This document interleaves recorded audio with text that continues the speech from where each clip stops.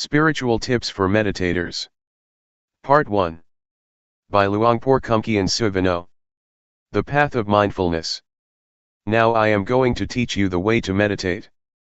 Please relax and feel comfortable, because what I am going to teach you is based on something you already have in your mind. The teaching that I am going to instruct you in is based on something which is real and genuine, the truth. And the truth cannot be deceived. It cannot be deceived by neither the master nor the students. The master cannot deceive the student and the student cannot deceive the master, once either of them has realized or understands the truth. This is a technique that can be understood by everybody. All of us have mind and body. We also have mindfulness. Mindfulness is a quality of mind that we can cultivate and develop, but it is already in our minds. Once we are mindful or once we are awakened to mindfulness, all of us are the same, but if we do not have mindfulness or if we are not mindful, we are different. Meditating, especially developing mindfulness, does not require special time designated specifically for this technique. It can be practiced all the time in our daily lives. It does not demand special time, mainly because mindfulness is already in our minds. It can be developed through our daily activities. If we practice properly, we will feel that our lives are normal. We cannot practice for others but have to practice for ourselves. We cannot learn from others but have to learn from direct experience. We have to learn by realizing the truth in our minds. The meditation cannot be achieved from memorizing texts or reading books. We have to experience the reality in ourselves. For example, when we think, we have to see, observe, and experience the reality of thoughts, how they arise and how they fade away. These can be learned through direct experience, not through reading books or memorizing texts. What I am trying to convey is what I have realized from direct experience, not from analytical thoughts or knowledge of texts. This realization is based on direct experience that everybody can achieve or realize for himself. When we practice on what we already have. We have body and mind. We practice by using our body as an object, our body's movement. When our body moves, when our hand moves, we should just be aware. The hand is real, the body is real, and our awareness of them is real and can be cultivated. The more we practice, the more awareness we accumulate. This way of practicing asks us to accumulate awareness, until it becomes the dominant quality of our minds. Once everybody has total awareness, everybody will be the same in the sense that their lives are normal. But if we do not have awareness, we behave differently out of hatred, greed, and delusion, which disrupts our lives so that we contradict each other, preventing harmony and creating disunity. So, the point is how to cultivate awareness. The key to Buddhist meditation is cultivating awareness, and I am going to instruct you how.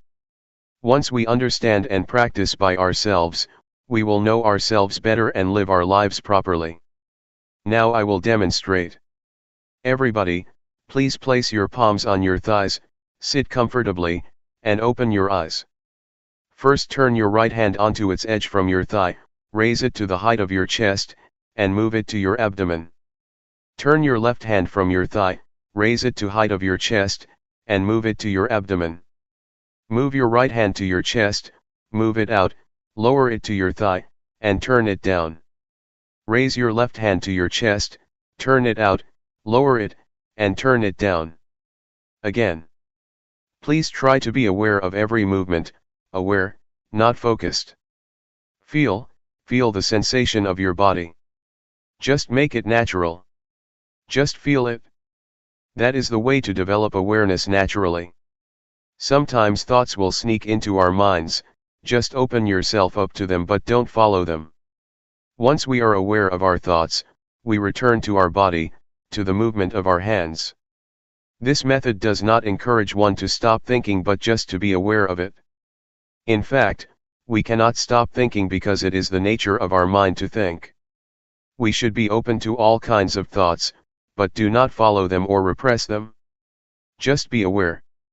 With awareness, we will be firm and not react to our minds, either positively or negatively.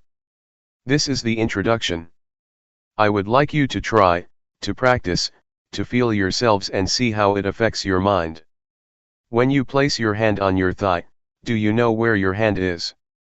Once you know where your hand is, you have already cultivated knowingness, that is to know, to feel where your hand is. And the practice of mindfulness is based on this awareness. When you turn your hand on your thigh, do you know the position of your hand?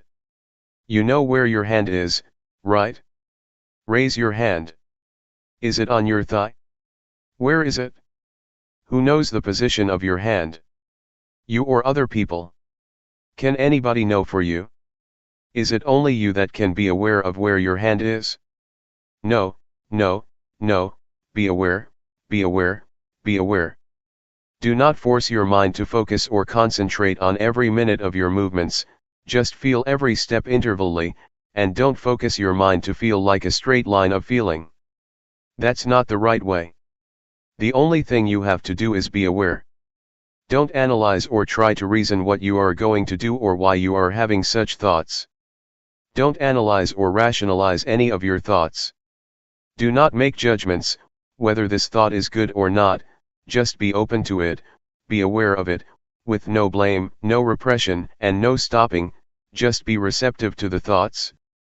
This will enable awareness to develop quickly. Keep practicing, keep doing, and keep being aware of your body's movement. It does not need to be the movement of your hand, but can be the movement of your breath. When you breathe in and breathe out, these are also your body's movements.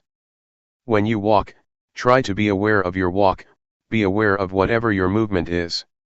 Be aware of every position, and whatever you do try to be aware of only one posture.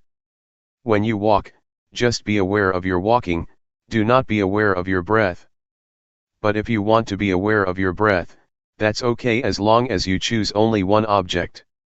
Do not use too many objects or they will confuse you. The point is that whatever thoughts arise, just be aware, and come back to your body's movement. Do not be caught up in your thinking process or your thoughts. If you feel tired or tense after sitting for a long time, change your posture. While you change your posture, please be mindful, don't change it hastily out of impulse or out of unmindfulness.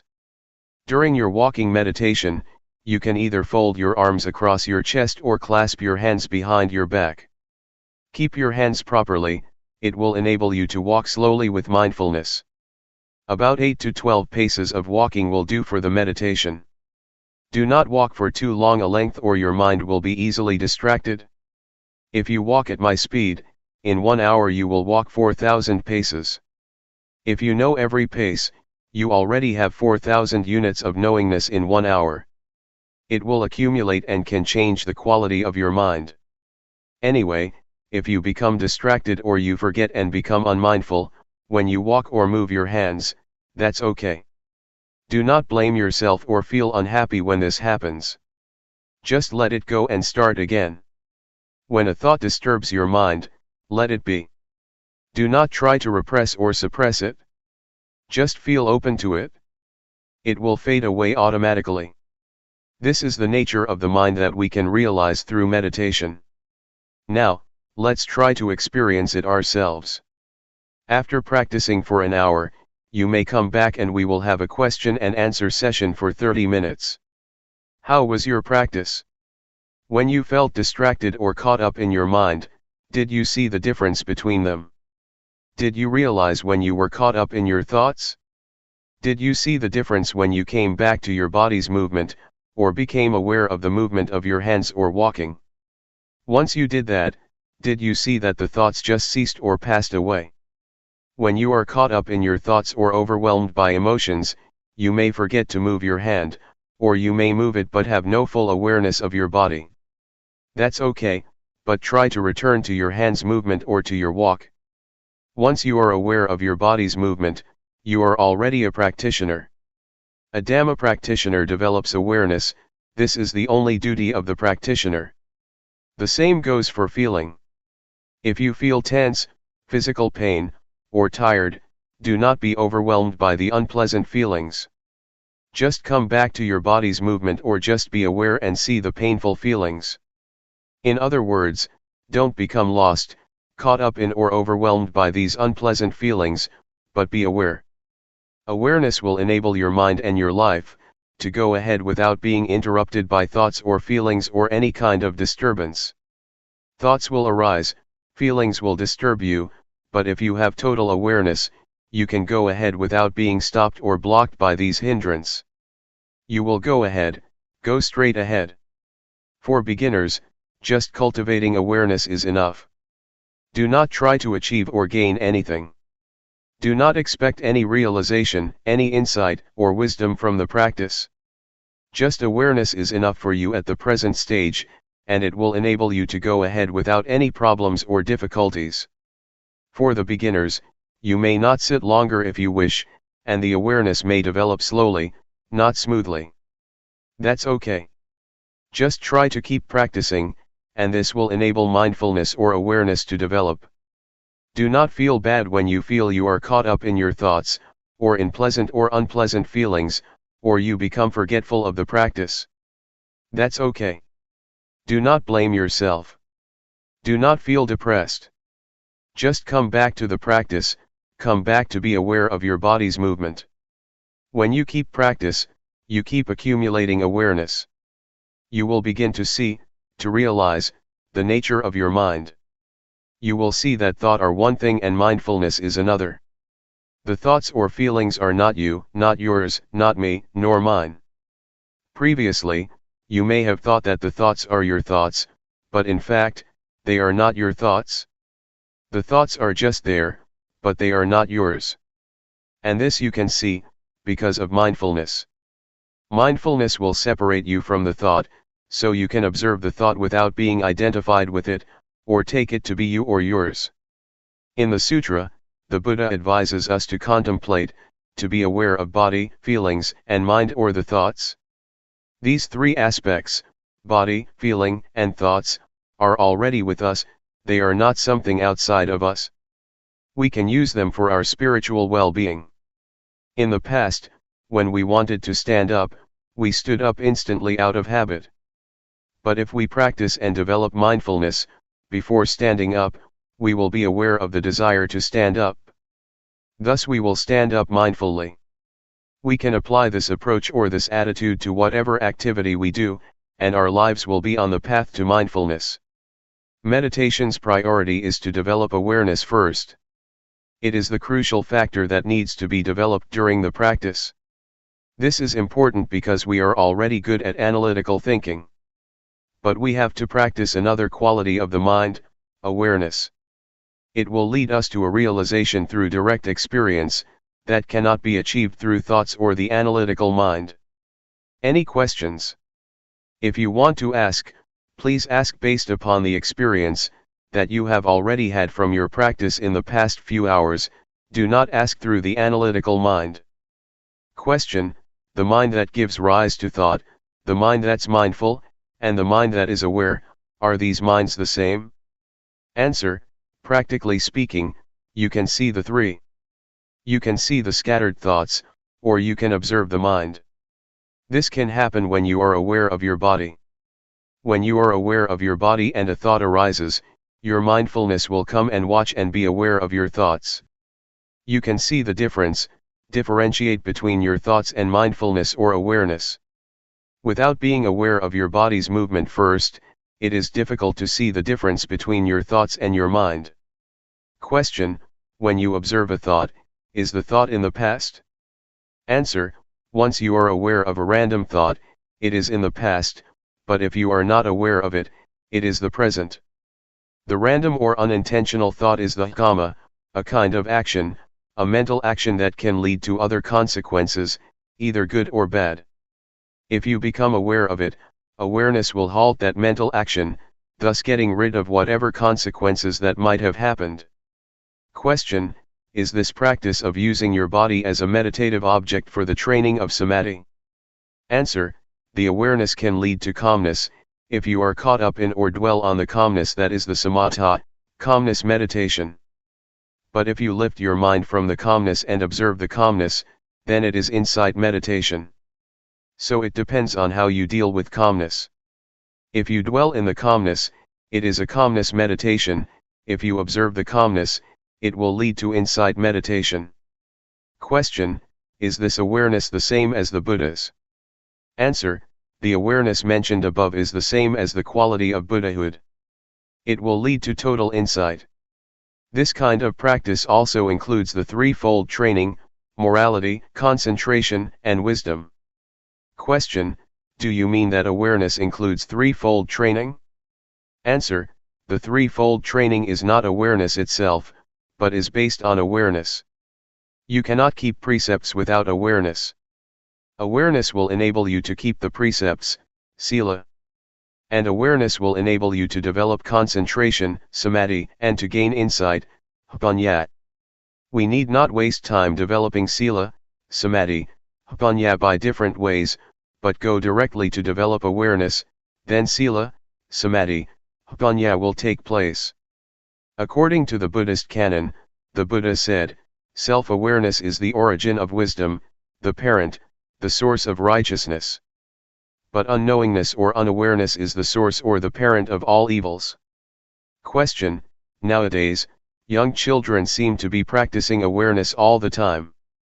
Even we, when we are exposed to something new, seem to be more aware. It seems as if we come to this world practicing awareness, then we start thinking, then we have the same thoughts over and over, and that turns off our awareness. Why is this happening? Answer: it is because we have eyes, nose, ears, mouth, and body, the 5 sensual bases, and mind, the 6th base, to understand the world. We use these 6 bases to have contact with the world, and this leads us to a lot of concocted mind. We think a lot because we have a lot of contact with the outside world. That's why our minds become busy and keep thinking all the time. We ignore another quality of the mind, awareness. That's why we have to come back again, because we have ignored it for such a long time. We have occupied ourselves with thinking, because of our contact with the outside world through the 5 sensual bases. Awareness will liberate us from all unpleasant events and unfetter our minds. It will liberate us from all hindrances and fetters. I can assure you that awareness will rescue our lives. Regardless of nationality or race, we can be united. Regardless of our differences, we have one thing in common: awareness. Awareness is in every person. So, I would like to encourage you to develop awareness, so that we will go beyond nationality and race. After the practice, do you feel that you can get in touch with awareness, the awareness in your mind? It is an quality inherent in you, that leads you to get in touch with it. Question: it's very hard to slow my mind down. Answer: we are not going to stop the thinking process, we are not going to fight it. If you fight it, you are going to be tired, because it is very difficult. Just to be aware of it, just observe it, and it will pass away on its own. Do not try to get rid of it. If you try to get rid of it, you will feel exhausted. Sometimes, you may find your mind was more scattered during the practice than during your normal daily life. The more you practice, the more your mind is scattered. Sometimes this happens to practitioners, but that's normal. Just be aware of it and ignore it, and try to be aware of your body's movement. The more you keep coming back, the more awareness will accumulate. Just keep coming back. Do not try to fight your thoughts. June 1, 1997. Cultivating awareness. The Buddha said that there are 5 hindrances to meditation. The first is drowsiness, the second is agitation or restlessness, the third is doubt, the fourth is sensual desire, and the last is ill will, hatred, or irritation. Doubt means that one feels uncertain, whether the practice is right or wrong, so he just stays on the edge, and cannot commit himself to any kind of practice. You may encounter any of the 5 hindrances. That's alright, it's even beneficial. Try to observe the hindrance rather than following it, or being overwhelmed by it. To observe is to keep your mind from identifying with these 5 hindrances.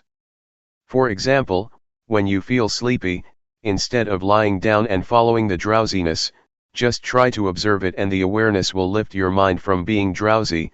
Thus you can learn how to interact with restlessness, or with agitation. They are not bad. They can teach. Yet, there are people who, with total awareness in their minds, can go straight through their practice without being caught up in, or dwelling on the 5 hindrances.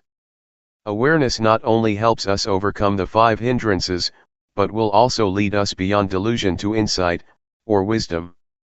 When one is unmindful, unaware, or becomes caught up in one's thoughts, one cannot see things clearly and is overwhelmed by delusion.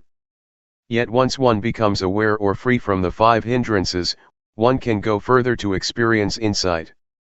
Because one accumulates awareness all the time, and awareness enables one to see things as they are, not distorted by bias or scattered thoughts, so that one can achieve insight.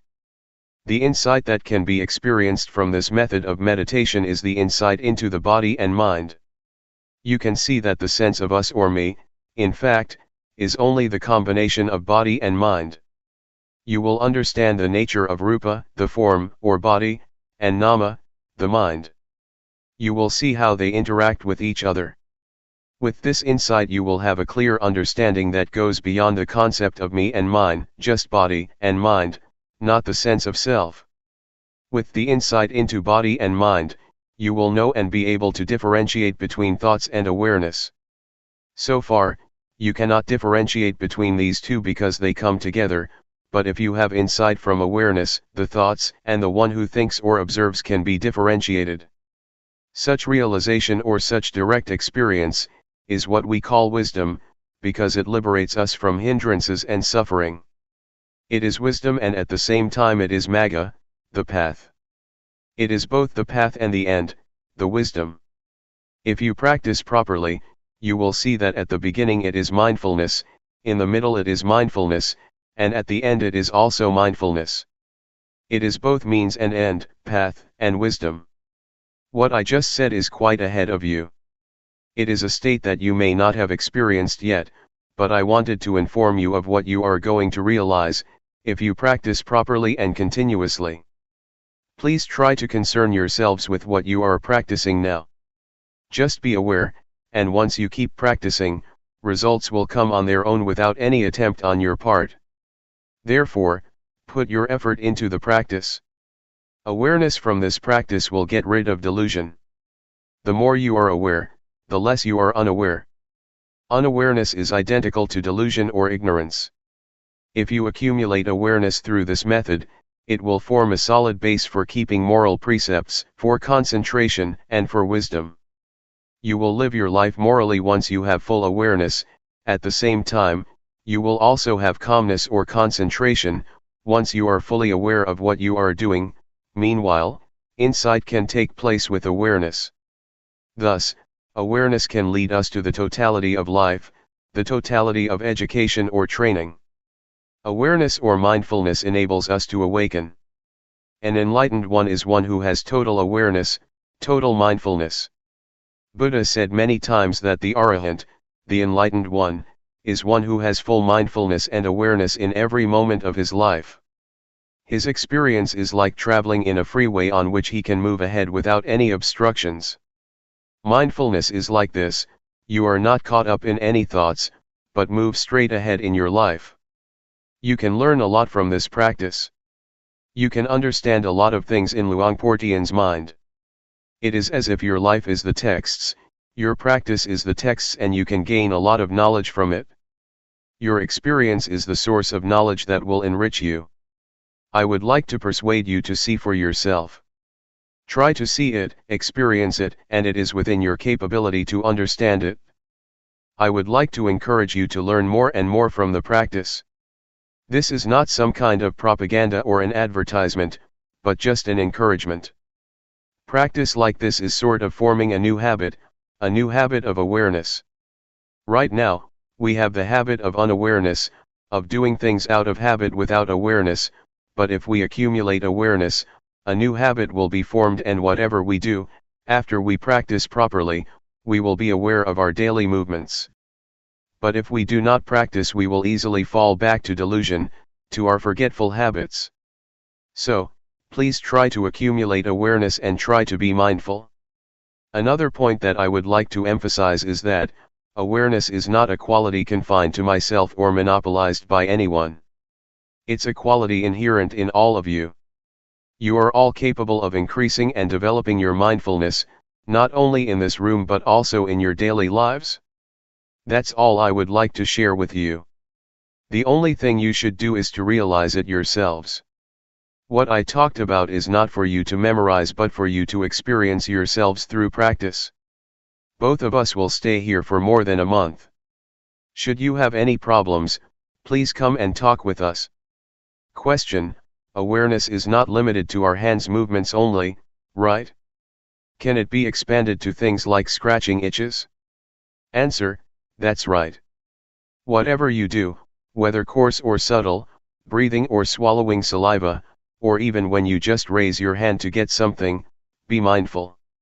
Just be aware of whatever you are doing. That's the proper way to practice. Question: if one moves without awareness, is that ignorance?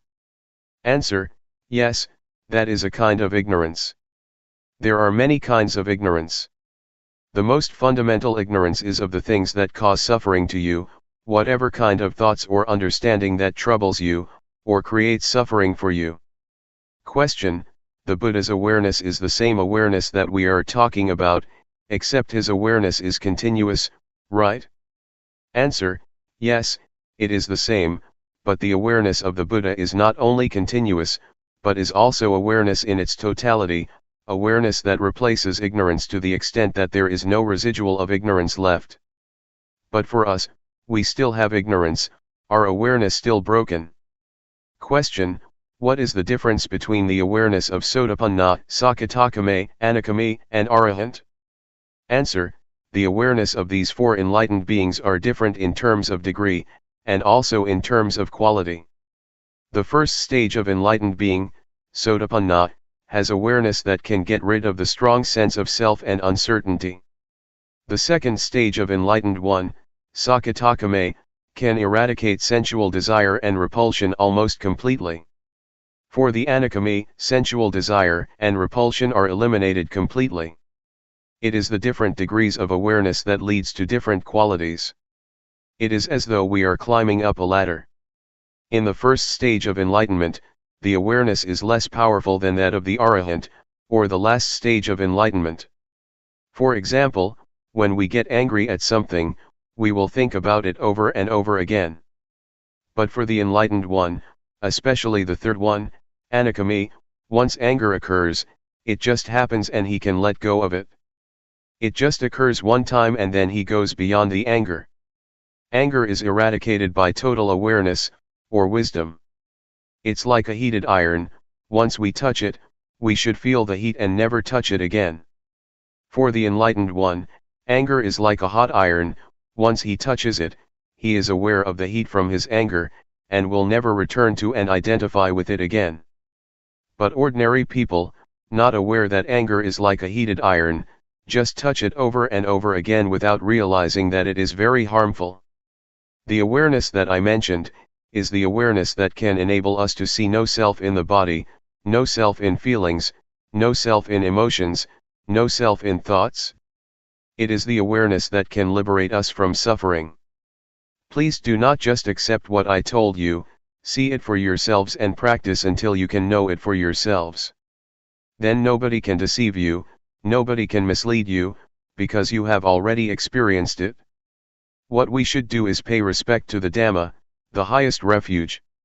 You should not pay highest respect to me or to anybody else, but to the Dhamma that is already in everybody. Please pay respect to the Dhamma in ourselves. Be aware at every moment. When you go home, Try to maintain your awareness at all times. June 1, 1997. Knowing yourself. As I told you earlier, all of us are friends even though we have just met here, because we have been friends since our birth into this world. In Buddhism, friend has a broad meaning. All of us are friends because we are sentient beings. We all share the cyclic existence, all of us share birth, decay, aging, and, finally death as human beings. That is why we are all friends. Another thing that we have in common is that each of us has body and mind. Each of us has common characteristics. We all have 6 senses fields, we all have feelings, we all have emotions, and all of our mental activities and our physical bodies are subject to the same characteristics: impermanence, suffering, and no real self, no permanent self. These are the 3 common characteristics that all of us share. But there is something that makes us different from each other. That is our mental formations.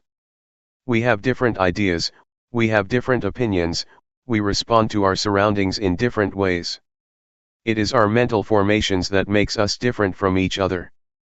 However, these mental formations can be transformed, making us one, the same as a person. Previously, I said to many of us here that, despite our different characteristics, although there are various kinds of people, we can be the same if we have mindfulness. If mindfulness prevails in our lives, we will be the same, but it will be different if unawareness or unmindfulness prevail, because they make us behave differently and perversely. Anyway, I would like everyone here to feel comfortable when you are listening to Dhamma. You should feel comfortable because I am going to speak about what you already have: mindfulness, calmness, clear comprehension, and self-awareness. All of these qualities are already present in your mind. I would like to take this opportunity to share my experience of how to be one with the Dhamma, to apply and integrate Dhamma, or the truth, into our lives. 3 years ago, when I first came here, a Western student asked me, "What brings you here? What do you know? What knowledge do you bring with yourself?" I replied that the only knowledge that I have is knowledge of myself. I just know myself. So, he asked, "What do you mean by knowing yourself?" Instead of giving him the answer, I demonstrated by turning my hand on my thigh and resting it there. Then I asked, "Have you ever been aware of yourself while you rest your hand continuously for 7 days? Have you ever had that experience of knowing yourself, of being aware of yourself for 7 days?" He said, "No, I cannot do that, I do not have such experience." So I persuaded him to try cultivating awareness with the practice of raising the hand, dynamic or sati meditation. Later, he had a glimpse of awareness, of knowing himself. Can you follow me? Am I difficult to understand? After practicing like this for 1 or 2 hours, the Western student came to see me and shook my hand, saying, "Oh, you are the one that I have been longing to find for many years." Knowing yourself is necessary, because if you do not know yourself you will be overcome by grief, selfishness, anxiety, ill will, and irritation. But once you are aware of yourself, you will be free from these sufferings. What we should learn and cultivate is the experience or state of mind that can liberate us from suffering, so that we can live without suffering. This is what I try to learn. I do not know how to make money or how to increase my pride, I do not search for honor or seek admiration. What I try to learn is the way out of suffering. The experience I mentioned is what we call Dhamma, or the truth. It is the truth that frees us from pain or affliction. It is the Dhamma that leads us to enlightenment, to be totally awakened. The truth, or Dhamma, is what makes one a Buddha. It is an experience can be shared not only by monks, but by everyone. This insight into nature brings us all into the oneness, to be the same. What I tell you is not speculation, but from experience developed by following the path of the Buddha. It is what the Buddha has already said. It is the outcome of the practice that the Buddha developed, the 4 foundations of mindfulness. That is, to be mindful of body, of feelings, of mental formations, thoughts, or emotions, and of all existence in nature. Question: can people who have jobs that require a lot of concentration, such as scientists, maintain awareness while concentrating on what they are doing? Answer: it is possible to have both concentration at work and awareness of what we are doing. In fact, concentration and awareness should go together. You cannot concentrate if you are not aware of your thoughts or of distractions. Once we are mindful, once we are aware of the distractions, we can concentrate because we are able to remove the distractions. Not only does mindfulness help us to concentrate on what we are doing, it also helps us to use our intelligence more effectively. Mindfulness is like the master who tells how to use our intelligence properly. If you do not have mindfulness, or if your mindfulness is very weak, it is not easy to use the intelligence and information that you already have in a beneficial way. Mindfulness is like the software that tells us how to retrieve the information for this purpose. In Thailand, we compare mindfulness to the captain who controls and guides the ship and intelligence to the engine. So the captain controls the engine in the same way that mindfulness controls intelligence, to make the most use of it. So the answer to your question is twofold: mindfulness and awareness are both important. They enable us to concentrate and to use our heads, or our intelligence, properly in a beneficial way. Question: when I have a lot of problems, I seem to lose awareness of my body. Is that okay? Answer: it is normal that at that moment you cannot be aware of your body, but you still have to be aware of the thoughts in your mind. It is okay, because awareness means being aware of both your mind and your body. For those who have to think, it is at that moment that they should be aware of their thoughts, but it is not necessary to be aware of their bodies. Question: when I am reading, I am not aware of anything else. Is that also a form of meditation? Answer: yes, it is a form of meditation, if you hear the noises around you but do not pay attention. If you concentrate on reading, but are aware once you feel something strange outside, and you can turn your attention from your reading to the outside, it is a form of meditation. But, if you concentrate and try to cut yourself off from your surroundings, then, it is not mindfulness meditation. Question: are mindfulness and awareness the same thing? Answer: technically speaking, they are not the same but work together very closely. Mindfulness means sati in Pali. Awareness means sampajanya. But sati and sampajanya are very close, they are twins. In Thailand we call both sati and sampajanya mindfulness. Practically, they are synonyms, but technically, they are different. Question: can you explain the difference? Answer: sati, or mindfulness, means recollection, or calling to mind. Awareness means you know clearly what is going on in your body and mind. They have to be together. Once you collect your mind on some particular moment or movement, you already have the clarity of that movement and of yourself. They go together. Awareness is the consequence of mindfulness. Mindfulness and awareness are the crown, or the peak, of all Dhamma, or all teachings. If we are mindful, if we are aware of ourselves, it is not possible for us to break morality, or sila. Once we are mindful, we are free from distraction, and concentration arises. This is samadhi. With awareness, our minds become clear. With such clarity, insight will arise. This is Hpanyat. These three are the totality of Buddhist teaching. We call it the threefold training: training in higher morality, in higher concentration, and in higher wisdom. That is why mindfulness and awareness are called the crown of the Buddha's teachings. It is the teaching as a whole. With mindfulness and awareness, samatha and vipassana are possible. Samatha means calmness meditation, vipassana means insight meditation. These two types of meditation are possible with mindfulness and awareness. Question: the atmosphere was so dynamic, going from one thing to another, acquiring one thing and then another. It is desire, get, achieve, I had to leave. I found I was more centered when I reached home than I was at the monastery. Yet, the monastery is based on experience and wisdom, and it is this atmosphere the Buddha wants. I cannot explain why this is valid. I came 2 years ago to Chuangyen. There was the lake and the little pagoda but no statues, and today I come here and find size and quantity. I find a disturbance that was not here before. I am having a hard time placing myself in a peaceful relation to these. Can you comment on this? Answer: there are 4 aspects of Buddhism. The first is the teaching or state of mind that can be realized through the practice. Second is the tradition, customs, conventions, or rituals.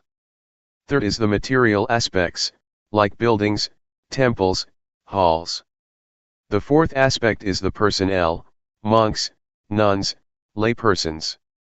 I try to emphasize the first aspect of Buddhism, that is the teaching or the experience that can be realized through the teaching. We should concentrate on this aspect. Do not pay much attention to the rest, the rituals, the buildings, or the personnel. If we focus on the teachings and the experience that can be developed from the practice, we will realize ourselves. So, I suggest you do not pay too much attention to the other 3 aspects or they will disturb your mind. It also happens in Thailand.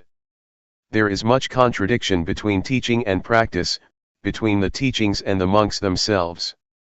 Sometimes monks behave themselves badly, but this does not mean that you should ignore the Dhamma, the teachings. We have to separate the teachings and the personnel, the buildings, and the rituals. Sometimes the rituals contradict the teachings. Sometimes, monks are self-centered, practicing meditation without concern for the world. If we engage ourselves in these kinds of arguments, we cannot find peace. So, just keep practicing and try to put the teachings into practice. This does not mean that if one individual practices properly, the rest will follow. No, I only suggest that we start with ourselves. If we expect other people to start, if we expect other people will start without beginning with ourselves, then nothing will happen. Let us start with ourselves and then pay attention to the rest. I would like to share my experiences of when I was a young monk, just a beginner, starting to practice Sati meditation 30 years ago.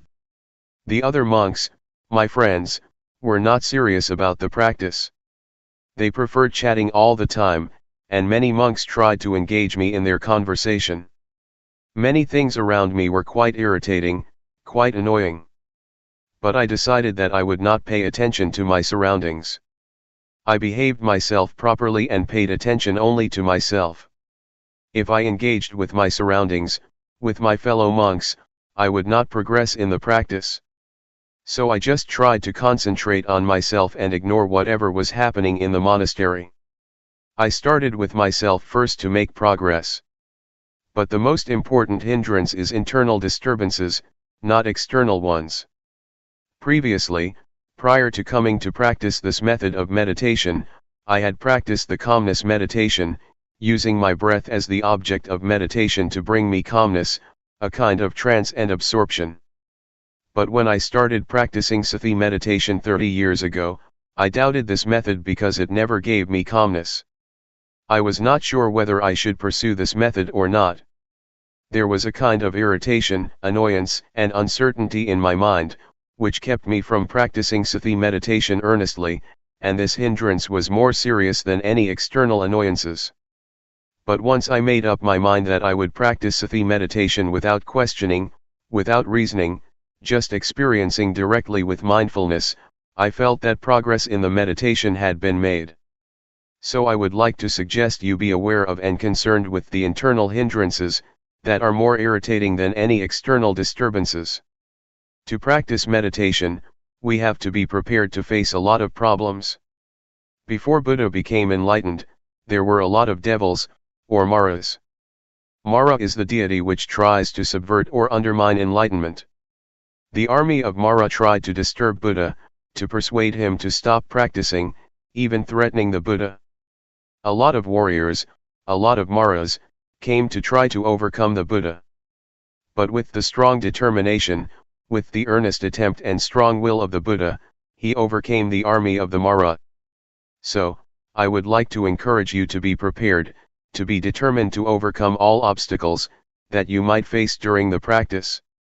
Question: you talked about the internal disturbances. Could you tell the nature of them and how to control them? Can we be without any thoughts for a minute or even a second? Thoughts are what cause internal disturbances. How can you control them? Answer: try to be mindful, try to be alert and awake, don't follow or be carried away by our internal disturbances. For example, if you feel sleepy or drowsy, do not follow the drowsiness or be carried away by drowsiness. Stand up or rinse your face with water or try to be skillful. Create or invent a method that will enable you to be alert and awake. For instance, when you are sleepy, visualize the illumination of the sky, picturing a radiant sky. This will enable you to awake from drowsiness. Drowsiness is the first hindrance, or nivarana in Pali. Nivarana means hindrances that keep you from progressing in the path of enlightenment. Besides drowsiness, there are also irritation, restlessness, sensual desire, and ill will. These are the 5 hindrances that disturb you, and you should be prepared to deal with them. But first of all, you should realize that you are able to put an end to the hindrances.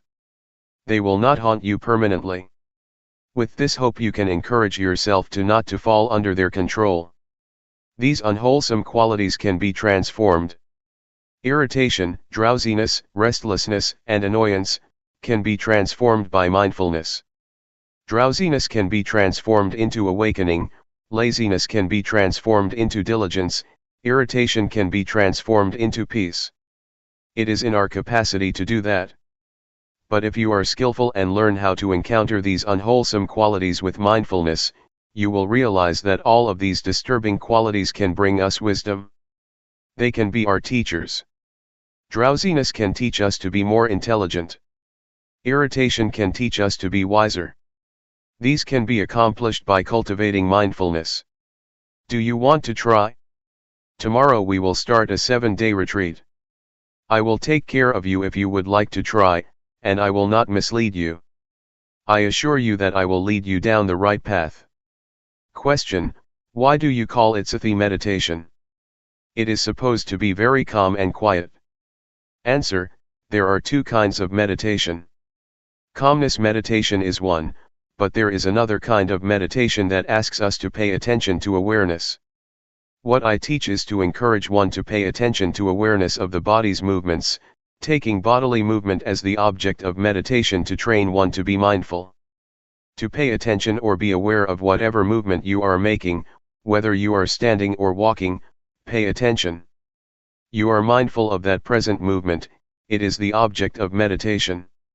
It is called Sati meditation, because it uses the body's movement as the object of meditation. It is called Sati because we do not sit in stillness, but create bodily postures as the object of meditation. Driving can be a form of meditation. Reading is also a form of meditation if you read properly. Sewing is too, as when I try to sew my robe for 9 days. Meditation is to pay attention to one thing with full awareness. Meditation is not necessarily closing your eyes and crossing your legs. Question: you said mental awareness of bodily motions was important. What if you are aware of something around you? Answer: in this practice, we are aware of our body's movement. This is the main posture, the main activity. But we are also ready to be aware of other things, either in our minds or outside in our surroundings. For example, when I am practicing, if a friend comes to ask for a needle to sew his clothes, I am ready to give him the needle while still keeping with the practice without talking to him. I just stand up and find the needle for him. After giving him the needle, I return to my practice. It means that I am ready to respond or to be aware of anything that occurs to me internally or externally. I do not cut myself off from my surroundings but am ready to hear the noises. If there is nothing special, I just pay attention to my bodily movement. Question: you are also a social worker. Do you teach Sati meditation to the people you serve, and how effective is it in helping them? Answer: I teach many who are receptive to my teachings, but there are still a lot who do not practice what I try to teach, because they are busy, occupied with their careers. Most of them are busy farmers with no opportunity to practice.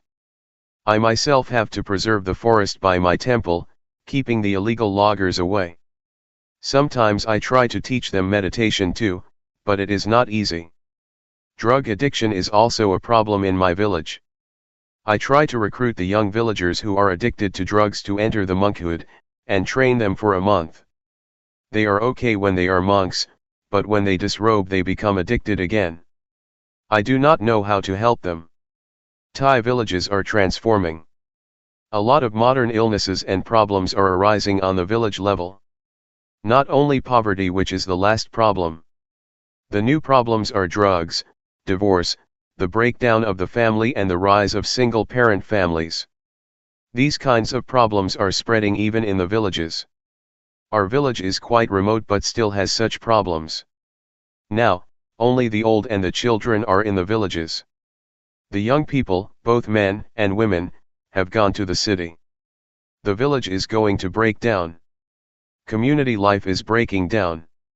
I hope that America will be the center of Buddhism in the future. Is that too optimistic? But it is possible, because the American people are intelligent and earnest in their practice of Buddhism. Question: can Luangpor elaborate more? Why will America be the center of Buddhism in the future? Answer: American people are intelligent. They also take meditation seriously compared to the villagers. For example, in my area, the villagers have to go out to the fields really early in the morning, cutting the sugar cane, so they have no time to visit the temple. They are busy all the time.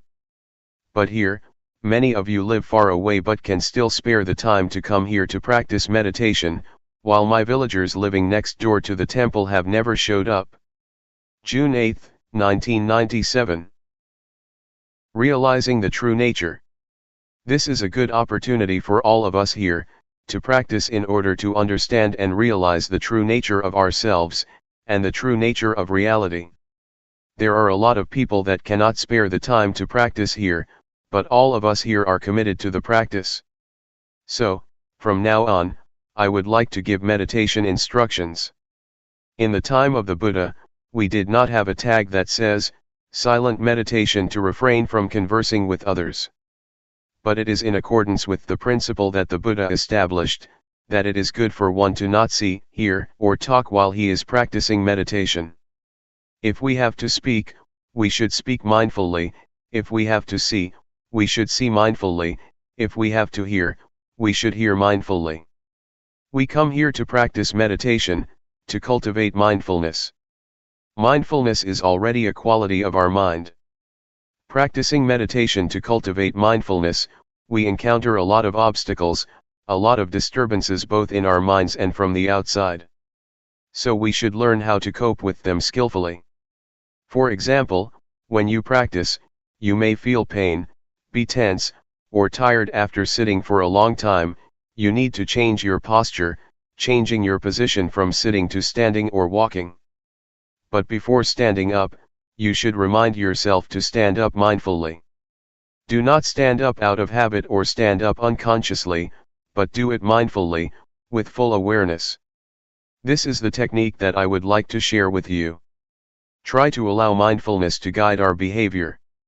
When we are tired of walking and would like to sit, we should be aware of the desire to sit. The desire to sit and the awareness of it are different. With awareness, we can see our desire, our need to sit. Once we can see clearly, we are aware of our desire to sit, then we start to sit. This is how we use mindfulness to lead or guide our behavior. Do not be overwhelmed by feelings of pain, tension, or physical strain. Try to resist our habitual tendencies, because our habitual tendencies will lead us to delusion, to forgetfulness, and to ignorance. It is tempting to abandon our practice, so we have to resist, to go against the stream of habit. For example, before the Buddha's enlightenment, he sat near a stream and was determined to practice to the end until he reached enlightenment. Since he was not sure whether he would achieve enlightenment or not, he put a plate on the stream to see whether it could go against the stream or not. If it could go against the stream, that would mean he would achieve enlightenment, and he found that the plate could go against the stream. This is analogous to his determination to resist the habitual tendencies, which led him to enlightenment. So, I would like you to try to follow his path, to always be aware. Be constantly aware of your body's movements. When you raise or move your hand, keep being aware of your body's movement. Do not let yourself stuck on anything else, be it high or low, pleasant or painful. Just be aware of your body's movements. For beginners, I would like to suggest you meditate in two postures, sitting and walking, sitting and moving your hands in a rhythmic pattern. But, if you want to try to meditate with breathing, and you feel that it can develop your mindfulness, that is fine. However, I would like you to practice in only two postures. Try not to use the lying posture because it is not good for mindfulness. Also, in daily life, keep practicing mindfulness when you are changing your posture. For example, when you go to the dining hall or to the toilet, be mindful in every posture, in every movement you make, whether it be in this room or outside. Avoid judging whether this is right or wrong, or keeping asking yourself, am I doing this correctly? Try to avoid the sense of right or wrong. Keep practicing, simply practice. Do not be anxious. Avoid skeptical doubts. Just keep practicing and try to be aware of what you are doing. That is all. It is not too complicated. For beginners, avoid worrying about the method, because it will obstruct your practice. Just go ahead and practice and you will learn from your experiences. Otherwise, you will keep questioning yourselves and halt your practice. If you have questions, feel unsure, or feel doubt about the practice, come to see me. Do not ask other people. Do not worry about right or wrong, do not keep asking yourself whether you are practicing right or wrong. Your direct experience will tell you. The truth will reveal itself. When you practice, you become aware of mind and body. The insight into your mind and body, the insight into the nature of mind and body, will tell you without your asking yourself whether this is right or wrong. Let the direct experience tell you. Question: what is awareness? Answer: awareness is to be aware of the sensations of the body, to be aware of what you are doing at the present moment, whether it be eating, or some particular meditation object that you choose, such as breathing.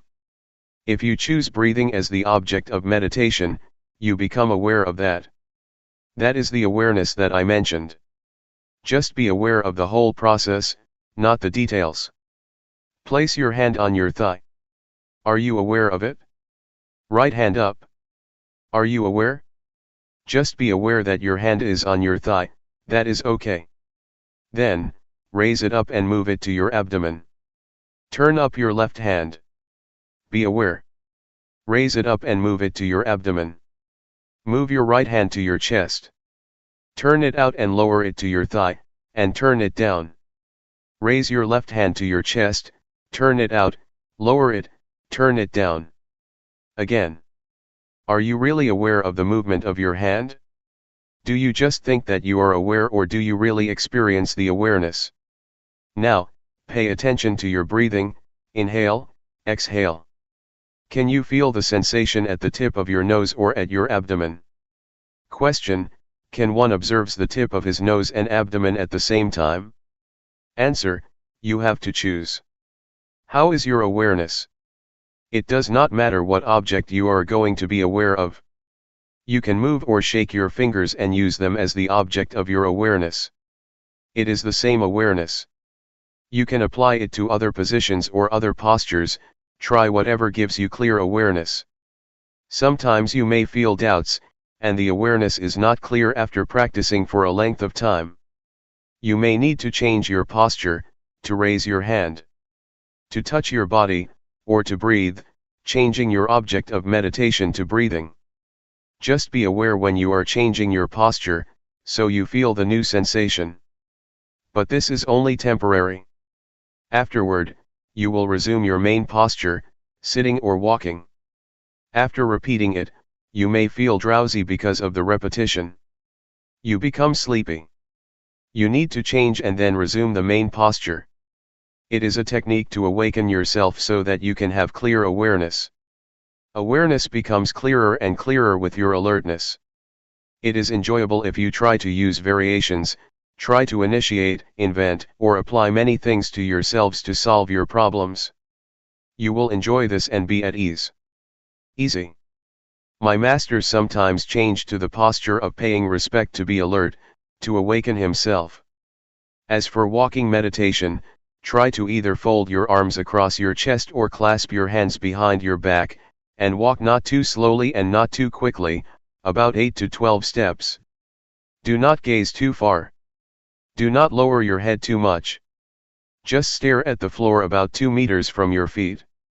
If you gaze too far, you will be distracted, but if you lower your head too much, you will feel tense. Feel free to choose any posture you like, but try to spend a length of time with the posture you choose. Do not keep on moving or changing all the time. When you feel tired with a posture, do not change it suddenly. Try to delay, to go beyond the time limit, try to go a little bit further. If you feel tired and you change postures right away, that is not good. Try to go further to strengthen your will, your mind, your determination, and your body. When you move your hand, keep your eyes open. Do not close them. You may feel sleepy if you close your eyes. I do not have a problem when I practice with closed eyes because I do not feel drowsy. The first hindrance is sleepiness or drowsiness, and you may be stuck in the calmness. You will feel attached to the calmness from meditation, and it will give you nothing but calmness, no insight, no clarity of mind. So do not become stuck in the calmness.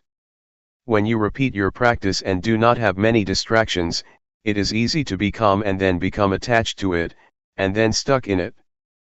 Feel relaxed when you walk or raise your hand. Do not be tense or try to achieve anything, otherwise you will become tense or worried whether the practice is right or wrong. You will be distracted. Just feel relaxed and do it with ease. If you feel relaxed, you can overcome a lot of difficulties. In Thai, there is a saying that says, "Face the tiger with a calm and cool mind." So do not take it seriously, do not try to get it right. It is okay if your mind wanders or is carried away. That is okay. Start again. There was a story of a Zen monk. A woman was pregnant out of wedlock and her parents asked her who the father of the baby was. The lady, since she did not want to disclose the identity of the baby's father, said that a Zen monk in the local temple was the father. So the parents went to the temple and cursed him. The monk just replied, "Is that so?" He never replied more than that. Later, the baby was born. The parents took the baby to him since he had to be responsible for the baby. The monk just said, "Is that so?" He never complained or denied the accusation. He just took care of the child. But later on, the lady felt guilty that she had caused a lot of trouble for the monk, so she confessed to her parents who the real father of the baby was. The parents felt bad that they had treated the monk very badly. So they went to the temple and asked for forgiveness. But the Zen monk just replied, "Is that so?" This is a stable mind. The mind that keeps constant never changes. Whatever situation it is, be it good or bad, the mind is still the same, the behavior is still the same. That is all for tonight. June 8, 1997. The balance of the mind. You have to bear in mind that words or language have their limitations, they cannot express or convey all conditions of mind, but you can see for yourself what happens to your mind during the practice. We try to cultivate awareness of our body's movements. To do that we have to keep our minds in balance. If our minds turn outward, that is they are distracted by external conditions or overwhelmed by stimulated thoughts, we cannot have clear awareness. At the same time, if our minds turn too much inward, we are easily tense because we focus too much on trying to stop our thinking. This will not enable us to have clear awareness either. Turning too much outward or inward is not good for us, so we should try to keep our minds in balance, neither carried away by thoughts nor trying to stop thinking. When I was a young monk practicing with Luangpor Teean, I practiced in a small cottage with closed windows and closed door. Luangpor Teean came to see me. He stood outside my cottage and asked me from outside, "Can you see me?" I replied, "I cannot see you." "Why?" he asked. "Because I am in the cottage and you are outside," I replied. Luangpor Teean then asked, "How can you see me?" I replied, "I have to open the door so that I can see you." So, Luangpor Teean asked me to open the door. When I opened the door, he asked me to stand at the threshold and then asked me, "Can you see me?" I said, "Yes." "So, you can see outside of your cottage?" "Yes," I replied. He asked, "Can you see inside your cottage?" I said, "Yes." So, Luangpor Teean emphasized, you should practice like this, that you can see both outside and inside, not to practice with the closed mind that you cannot see anything but inside yourself. This is not a good practice. You should practice with a mind that can see outside and inside. This is what he taught me. Luangpor Teean's instruction will be fruitful if we do not only reflect it, but try to follow or bring it into practice. If we just speculate on he taught, it is useless. We have to bring it into practice and see for ourselves how it works. The point that Luangpor Teean emphasized is to keep our mind in the middle, not too much outward nor too much inward. The only way to do that is to feel, to stay on the basis of awareness. In order to have clear awareness, we have to keep our minds in balance, neither falling into distractions nor forcing our minds to concentrate, or putting much focus on any one point of the body. To be aware is to see, to notice the heat, to notice the cold, to notice pleasure, to notice pain, to be aware when our minds become high, and also to be aware when our minds become low, not to fall or be overwhelmed by each opposite of our mental states. Just let go of high and low, heat and cold, keep your mind unaffected by them. This is the middle way. This is the path that the Buddha described, the middle way. Those who force the mind to concentrate on the body's movement, or try to stop thinking, are what he described as trying to turn inward. That is, trying to stop thinking, or trying to force the mind to focus on a particular point of the body's movement. It is easy to get physical problems doing that. You may find it difficult to breathe or feel your chest tense. In this situation, it will be more fruitful to turn our minds outward, to our surroundings. For example, for anyone who has such symptoms, or is tense because of an overly inward-oriented mind, I would try to persuade that person to notice his or her surroundings. That is to turn their minds outward so that it will be in balance. In this case, outward orientation or outward attention is useful. It is not bad all the time. It can be useful, if we are to solve the problems of balancing our minds. A few years ago, there was a case in Thailand where a villager, who was very earnest in the practice, took his practice very seriously to the point of where his hands became so stiff, he could not move them. He did not show up for the morning chanting session, which started around 4 o'clock, and I did not see him in the dining hall at breakfast time either. I wanted to see what happened, so I went to see him at his cottage after breakfast, and found him sitting with his hands stuck to his abdomen. Once he saw me, he asked for my help. He said that his hands had been stuck like that since 3 o'clock in the morning, and that it had already been 6 hours since he could not move. He said he asked for help, gave blessings to the sentient beings, but it did not help. I know that his mind was turned too far inward. So, I tried to speak with him to push his mind outward, to involve him in outward conversation. I had a conversation with him in order to let his mind out of that situation. I asked him, "How many children do you have?" He replied, 3. So I asked, "Do you miss your children?" He said, "Yes." "How are you planning to help your children when they grow up?" I asked. He started telling me his plan for helping his children. Unconsciously, his hands fell down, and he did not even realize it, still talking, replying to me. A few minutes later, he found that, oh, his hands fell down. It happened because his mind became interested in something outside, his mind became balanced, and the problem of his hands was solved by itself. This is an example of how problems can be solved if we try to keep our minds in balance. So, please take advantage of whatever happens to you, whether it be distraction, tension, or repression. Do not feel it is useless. When you feel distraction, it is useful if you try to learn from it. You can learn a lot from whatever happens to you. So, make the best use of it.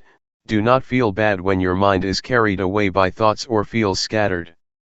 It can reflect a lot about yourself and the nature of your mind if you pay attention to it. Take it easy, feel relaxed when you practice. For me, I have no problem sitting or walking for a long time without being tired, because I feel relaxed and I take it easy. Whatever happens to you, do not become fussy or frustrated. When you lose awareness, or when you become stuck in your thoughts or in your thinking process, do not be fussy about it. Just feel that it is alright and then come back to the awareness. With this kind of attitude you will feel comfortable, and will get through any kind of problem.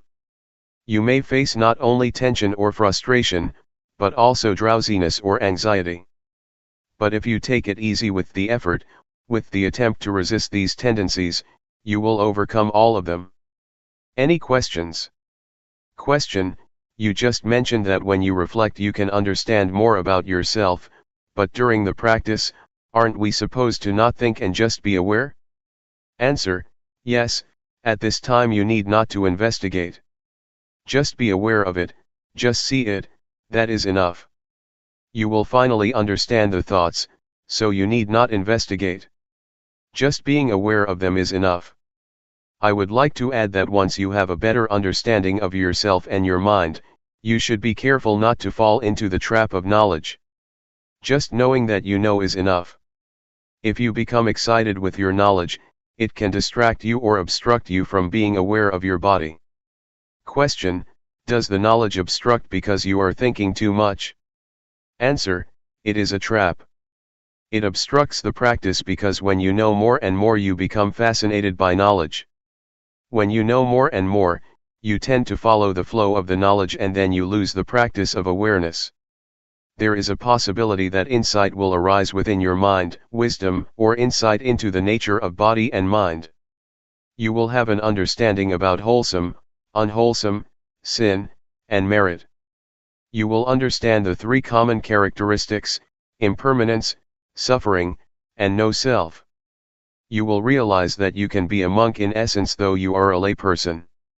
Some monks, after practicing and achieving such insight, exclaim that, "This is the first time that I feel as though I am a real monk. Just today I became a monk." Despite the fact that they had been ordained for many years, they felt that they were not monks until then. Question: someone else suggested that, and I have tried it a couple times. After you practice a long time, you feel very well and calm. That is a good time to think about what you want to do in the future, because your mind is very clear at that point.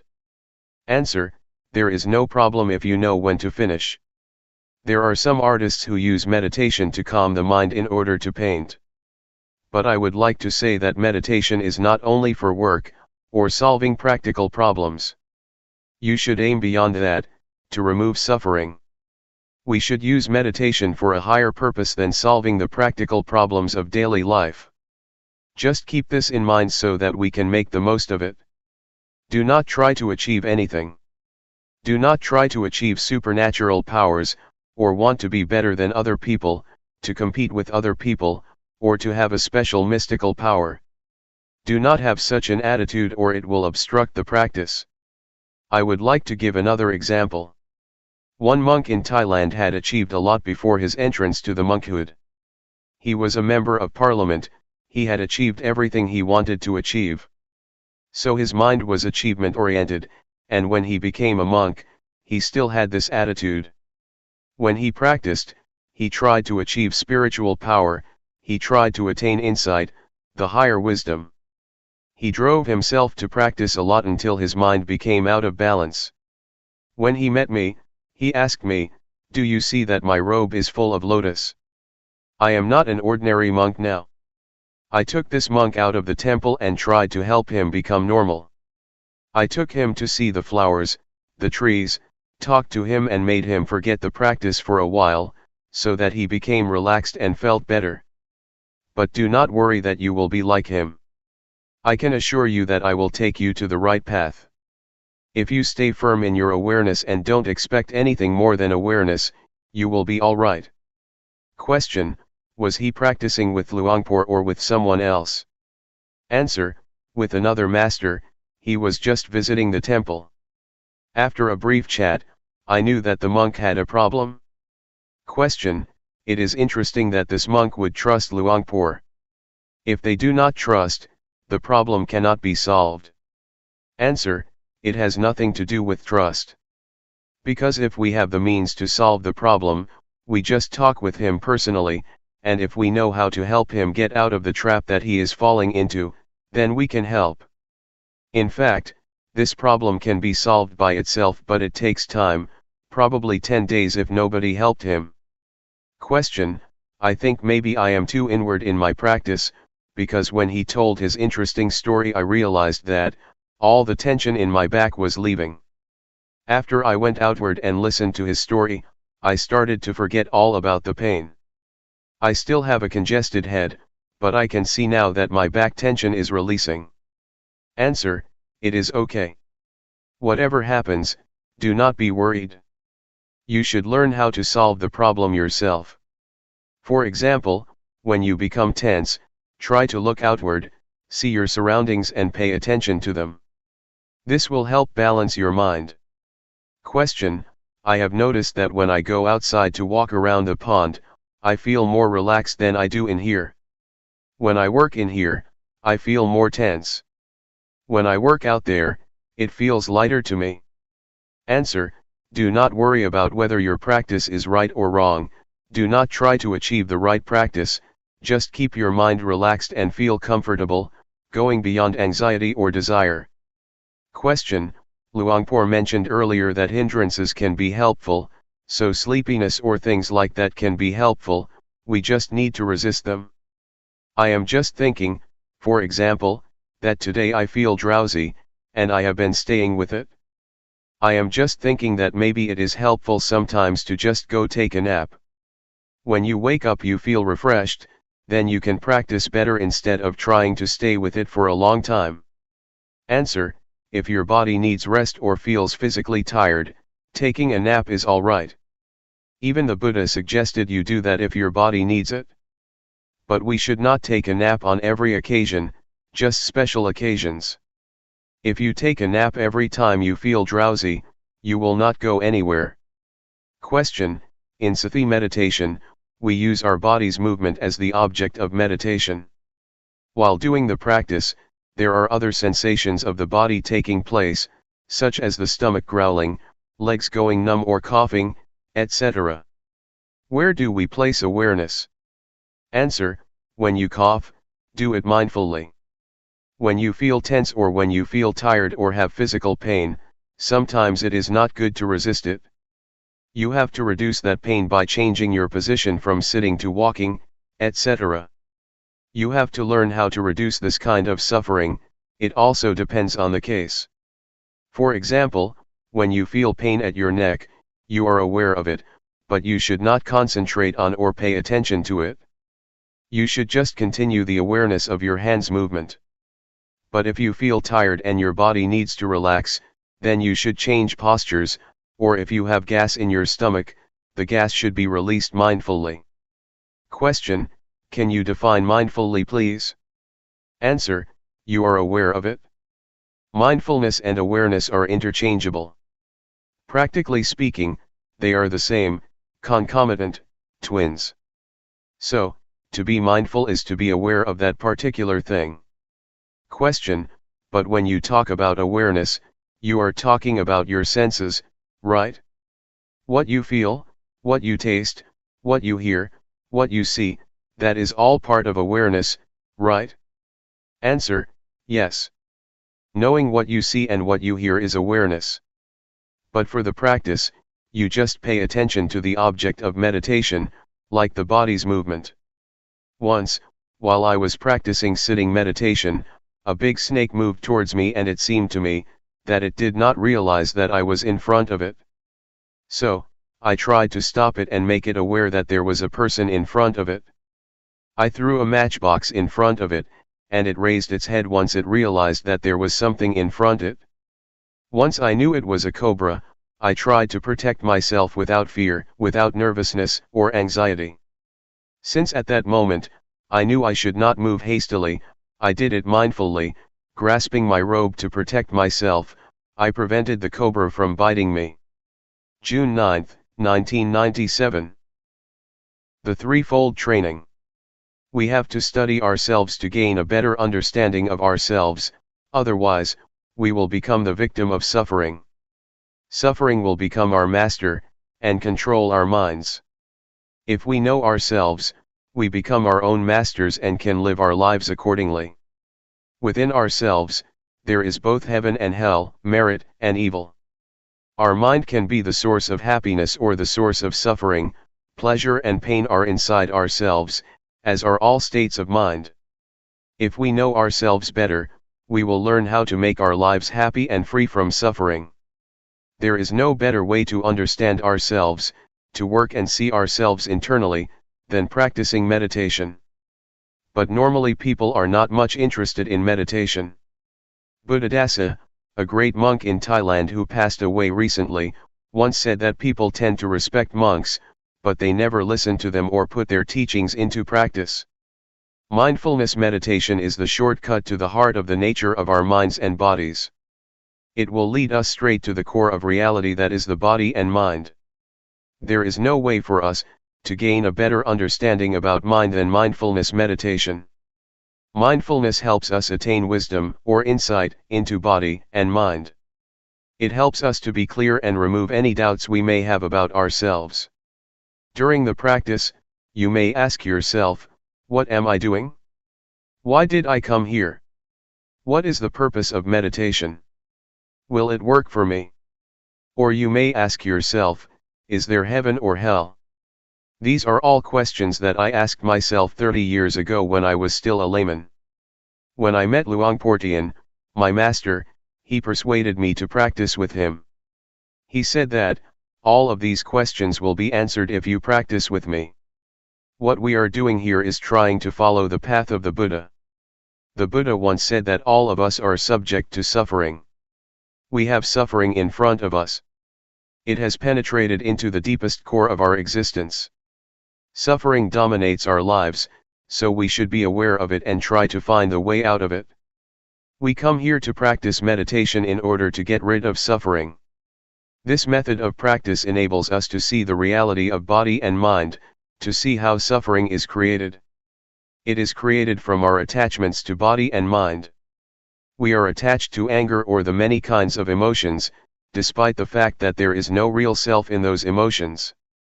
That state of mind has no substantial reality. But we still cling to it, which leads to suffering. Mindfulness enables us to see clearly that our attachments create suffering and misery. It helps us see the body as it is, a combination of various factors.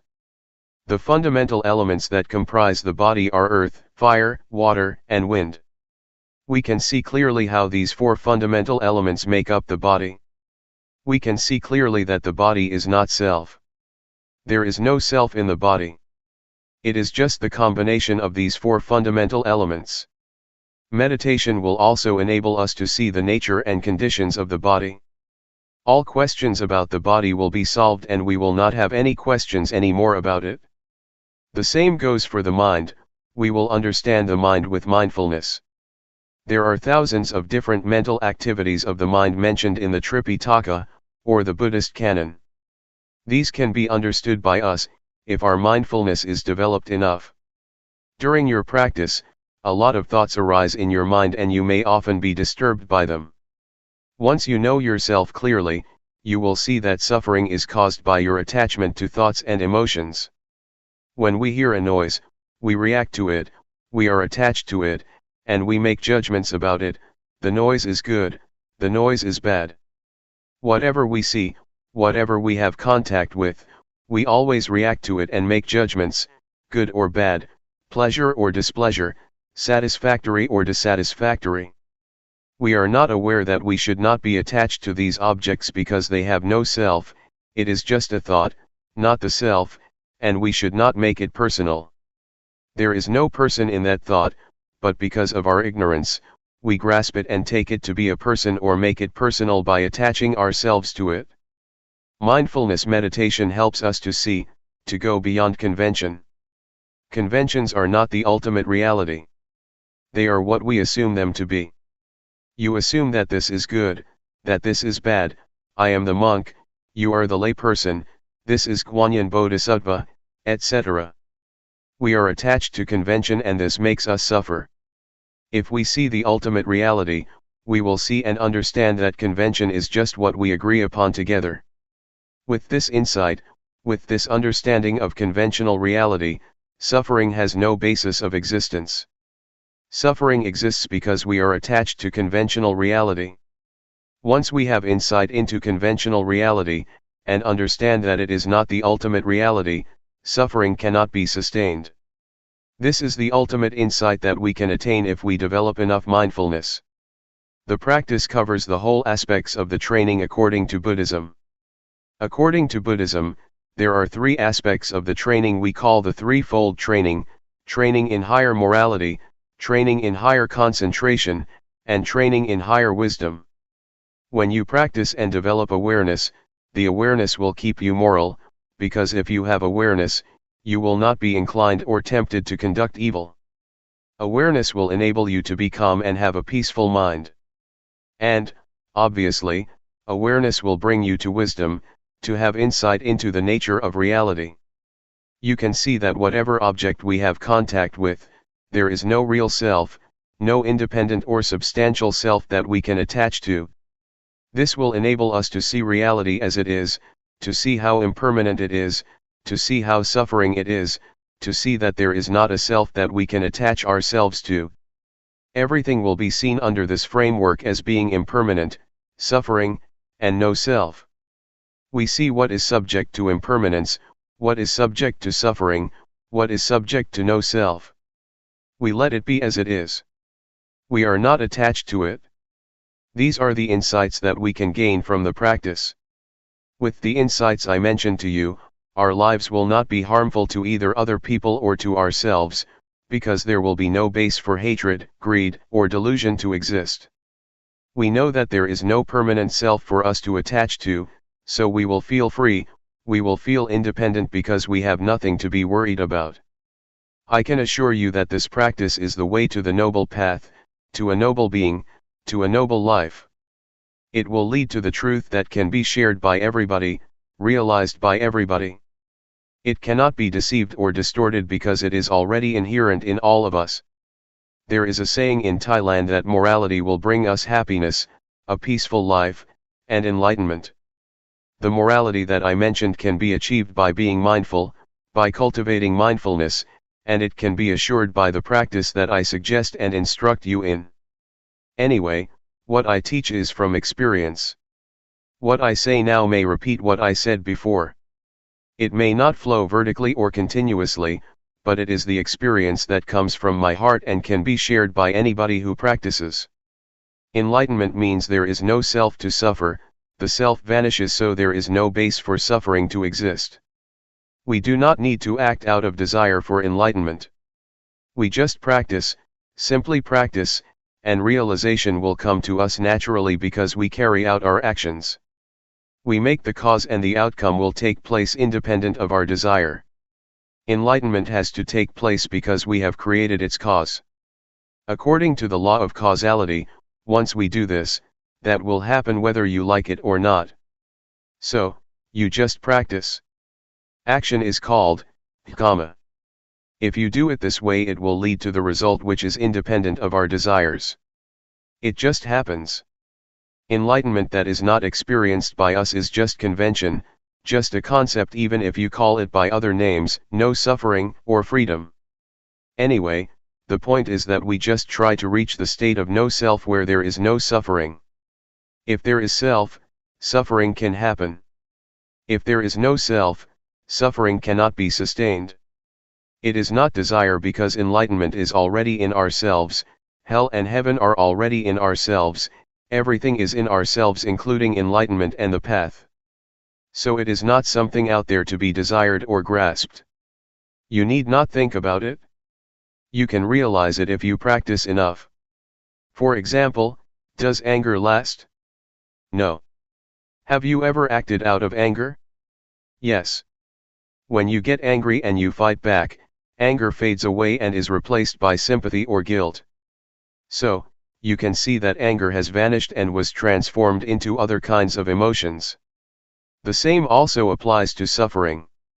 In fact, it does not last long unless we attach ourselves to it. If we are not attached to suffering, it will dissipate. This can happen if we have insight. Whatever we encounter, we will understand that it is impermanent, unsatisfactory, and no self. We will discard it easily without attaching to it. We let it go like garbage. There are many kinds of garbage: paper, plastic, recyclable or non-recyclable. We throw the garbage out according to its category. The same applies to whatever experiences we have. Once we make contact with any kind of object, we let it go. We discard it according to its nature: this is impermanent, this is suffering, or this is no self. All experiences can be perceived into three characteristics, and we just let them go according to their nature. If we live our lives this way, our lives become holy, pure, clean, and free from defilement. It is as if nothing can make us impure. This holy life will make everyone a monk. Everybody here can be a monk. It is a state of mind, a state of pure holy life. In the Buddha's time, there were many established lay people that could be called monks or a noble one, because they were free from suffering. All teachings of the Buddha are centered on these three: impermanent, unsatisfactory, and no self. In the first sermon of the Buddha, he asked the 5 ascetics who would become the first group of noble beings, "Is there anything permanent?" They replied, "No, everything is impermanent." Buddha asked, "What is impermanent is suffering, isn't it?" They replied, "Yes, what is impermanent is suffering, or the causes of suffering." So, whatever is subject to suffering is without self, isn't it? He asked. "Yes," they replied. So, once the 5 ascetics understood that everything is no self, they were enlightened. So, this is the key teaching of the Buddha, the 3 common characteristics. Very few people teach this doctrine. It was fortunate for me that Luangpor Teean taught me about this reality. Cyclic existence is in the present moment, it happens in this life, it is not the bardo or the next life. Our present life is governed by the cyclic existence. Take the smoker for instance. The cyclic existence is composed of 3 factors: defilement, action or conduct, and consequence or result. The smoker has a desire to smoke, and once they smoke there is addiction, and addiction leads to desire to smoke more, and it becomes a cycle: desire, smoke, addiction, desire, smoke, addiction. This is the cyclic existence. This cycle can be broken if the smoker rejects or abandons this habit. No smoke, no addiction, no desire. This finally leads to enlightenment. Once the cycle is broken, nibbana can be realized. Because there is no desire, no action arises. Once there is no action, no desire, and no addiction take place, everything becomes normal, becomes cool. Nibbana is the state of coolness. June 10, 1997. Seeing the mind. We are now following in the footsteps of the Buddha. What we are doing now is practicing what the Buddha instructed us in, that is training ourselves to be aware of body, feeling, thoughts, and mind objects. But we should learn how to do it properly, otherwise we may suffer because of the feelings, thoughts, or mind objects that arise. Our practice may be delayed or obstructed by a lot of things, such as thoughts. In fact, what we should do is just be aware of them, but sometimes we act upon them, and thus another kind of thoughts arises. It is a kind of dual or two layers of thoughts, we act upon creating more thoughts. It is not the primary thoughts that create suffering for us, but the secondary thoughts. This reaction or response to thoughts makes us unhappy and will delay our practice. So, please avoid reacting to thoughts, just be aware of them, and then let them go. In Thai, meditation practice is called Hapathibat. Hapatha means to return. What we are doing now is returning, bringing our minds back home. We tend to be driven by emotions, thoughts, feelings, and elemental conditions. They drive our minds away from home. So, we have to bring our minds back home. This means we have to resist, to go against the stream of habit, go against the stream of thoughts or emotions. Normally, we tend to follow our thoughts, but now we try to resist them, to go against habit, and return to awareness. Awareness is our home. We have to turn our minds back to awareness, to bring our minds back home. Awareness is the point of reference, it is like a pillar that we have to grasp firmly, in order to return and not be driven by any kind of mental conditions. Mindfulness meditation covers two kinds of meditation, namely, calmness meditation and insight meditation. The point is to be aware of the body and to be aware of the mind, to be aware of feelings, thoughts, and mind objects. It does not mean that you have to stop your thoughts, just see them, simply know them. When you think or when thoughts arise, just be aware of them, whenever thoughts arise, just be aware of them, no matter how often they arise. It does not matter if you have a lot of thoughts, but the point is that once one arises you are aware of it. If you have 100 thoughts, you should be aware of all 100 of them. It is not how rarely or how frequently you think, but how often you can be aware. This is what we call self-awareness, to be aware of our own thoughts. This is what Luangpor Teean emphasized.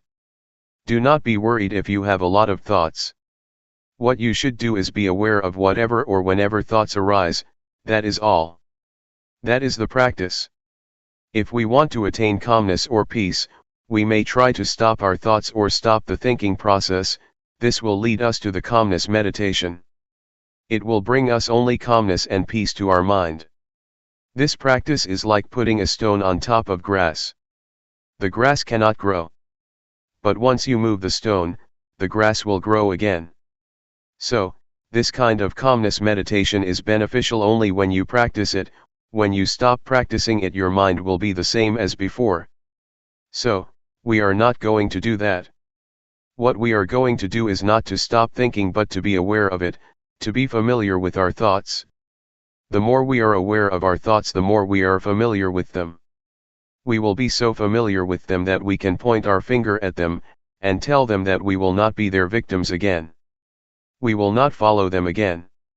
This is what we are trying to do, to understand our thoughts clearly and directly, knowing that they are only the concocted or compounded beings that deceive us.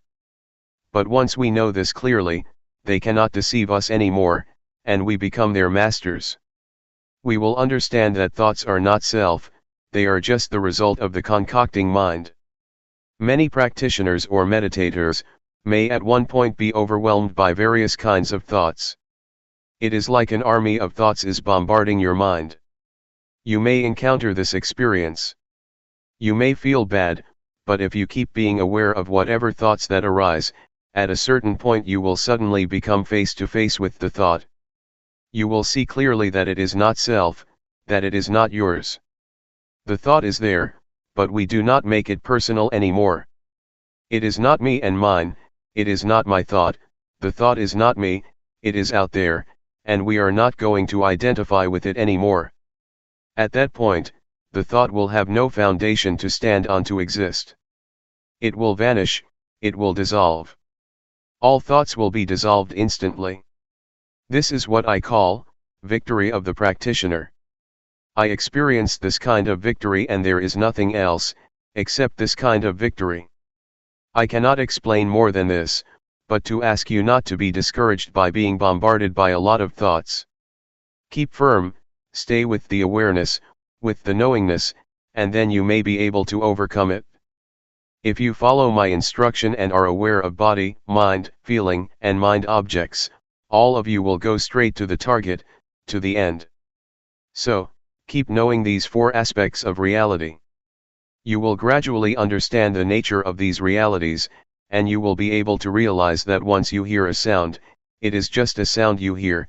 Once you see a form or an object, you just see it, no more than that. So, the body, feeling, mind, or mind objects will not be able to trap you. You will not be subjected to their influence anymore, and you will be able to see these four aspects, these four kinds of realities, the way they are. There is no more than that. Take feeling, for example.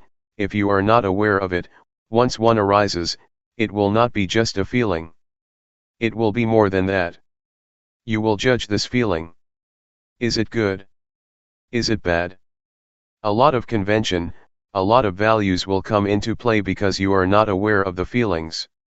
This is good, this is bad, this is desirable, this is undesirable. So, many kinds of values and judgments come into play and there will be no end. The same is true of mind or thoughts. If you are not aware of them, you become judgmental and will go on, endlessly. So, just be aware of them and they will be finished, it will be ended. Feeling will be just feeling, emotions will be just emotions, and mind objects will just be mind objects, and no more than that if you are aware of them. So stay firm, stay only with awareness, and do not push yourself too hard. Just feel free and do not be worried. If you cannot do it, if you cannot be aware of it, that is okay. Do not feel bad for yourself, do not feel regret, oh, I made a mistake. No, just forget it, just go ahead with your practice. Eventually you will realize the truth through awareness. With awareness the truth will reveal itself. The truth of feeling, the truth of mind, the truth of mind objects, and the truth of body will reveal themselves without your memorizing from texts. These truths cannot be memorized, but it is in your capacity to realize them. From my personal interview, all of you have already experienced what is in yourselves. You did not experience something in your imagination. What you explained to me during the past few days is what you have experienced. It is inside yourselves, it is useful. Do not discard it. If you know how to see it properly, it may not be mindfulness that you wish for, but it is still useful for you to use it, for you to understand it. So, just try to learn from it, and it will give you insight or wisdom. What we have experienced so far is not beyond the realm of body and mind. This is the physical body, and feelings, thoughts, and mind objects are in the realm of the mind. So you did not experience something out there. It is already in your body and mind. Try to make use of it skillfully. Luangpor Teean told me that the training of the mind is to see the mind, to look into it, not to seek for calmness of mind. Just see it, just be aware of it, and you will have proper mental training. Since your experience is not beyond body and mind, you do not experience something out there. You experience what is already in yourselves. So, just feel free, feel relaxed and know that you have done nothing wrong. But if you see the image of hell or heaven out there, if you smell odor out there, if you see a vision of angels or a deity out there, you are traversing the wrong path. Please come back. Just try to see, be aware of what is already in your body and mind. That is all. Do not look beyond that. What you have already done may be called meditation, observing the precepts, or earning merit. The meditation you practiced has already covered what I just mentioned. When you practice meditation here, your mind becomes normal, that is sila, or morality. It means normal, normal in conduct, normal in deeds. If you feel calm and peaceful, that is wholesomeness, or husala. If you know how to be free from your thoughts, that is wisdom. Even if you suffer because of them, as long as you learn from them, you have gained wisdom. It is knowledge. It is not necessarily negative. When you practice, you do not do anything harmful to yourself nor to anybody, which means you have already kept the precepts, observed morality.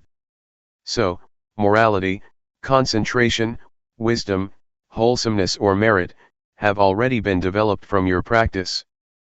Please learn how to transform undesirable thoughts, and whatever suffering you may experience. Do not let thoughts make you suffer. Try to adjust your mind, try to change it to be wholesome and happy. You have to learn by yourself to solve your own problems, and if you keep solving your problems, you will have what we call wisdom. You will learn that you are your own master, you will know that your own self is your refuge, and this is the ultimate truth that everybody should understand. There is no refuge other than oneself. Any questions? Question: whenever there is a thought, you suffer because you develop more thoughts. Thoughts that stem from intentional thoughts are okay, I think. For example, if during the practice, you have a thought and know that you cannot improve yourself based on it, then you come up with something of how you want to improve it. Answer: yes, if it is a skillful thought, it will lead to wisdom. We should learn from thoughts without suppressing them, that is what we call wisdom or insight. Wisdom can be obtained when body and mind are free of disturbance. Now, we are already here, and our bodies are far away from annoyance or disturbance. If our minds still think about this and that all the time, about sensual pleasure, about sensual happiness, the Buddha compared this situation to a log that is on the shore but is still wet. You cannot make fire with this wood. But if you are here, your body is in a place of solitude, and your mind is also calm and not engaged in sensual pleasure or distraction, you are like wood that has already dried and can be lit. This means that one will be able to be liberated because body and mind go together. The person who does not practice will keep thinking about the experiences of the past. But if we practice, our minds will be in order, they will keep knowing the present moment. And this mental attitude of knowing oneself, or knowing one's thoughts, will give the wisdom that the mind itself reveals, the truth that is manifested in mind. So, such practice will give rise to the wisdom that the Buddha suggested and praised. We are able to develop or attain a state of wholesomeness in the same manner that the Buddha did. We are able to abandon the unwholesomeness and the suffering that the Buddha was able to. What the Buddha attained is not something beyond our capacity. We can also achieve his compassion, his wisdom, and his purity. So, do not think that the Buddha's qualities are something out there.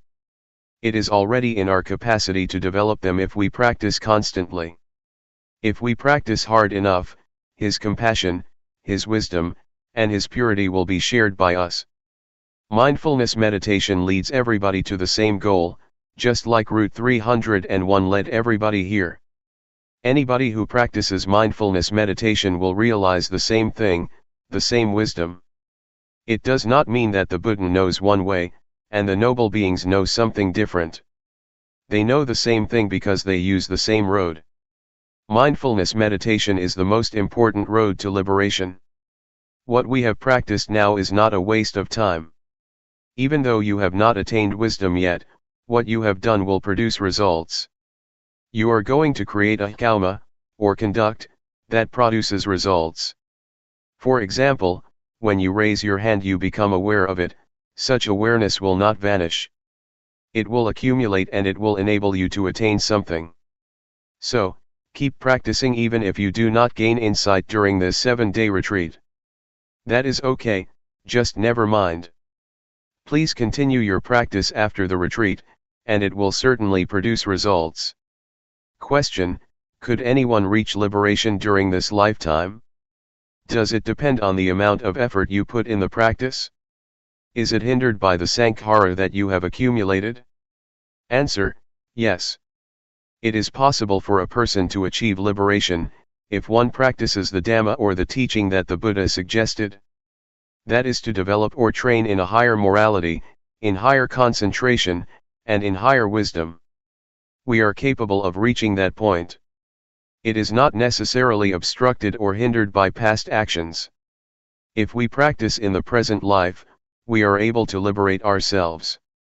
I would like to ask you, is there tomorrow? The teaching of the Buddha is full of marvelous characteristics. It is what the Buddha practiced by himself, and it is beyond time. It can produce results beyond the limitations of time. It is what one can realize by oneself, and it can be achieved by anybody with no limitation, and only the practitioner will realize it. You cannot practice it for other people. This is what the Buddha said.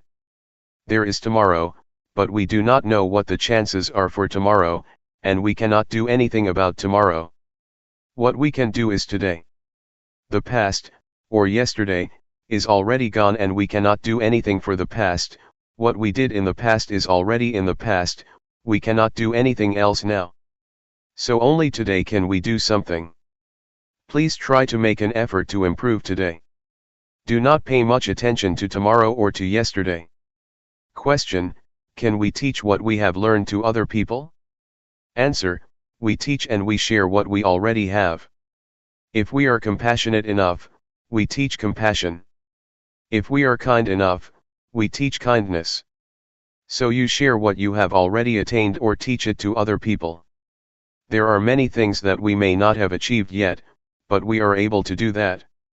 For example, we may not have read a book but we can still give it to other people. It is like food that we do not eat but share with other people. We do not benefit from it, but we can give the benefit to other people.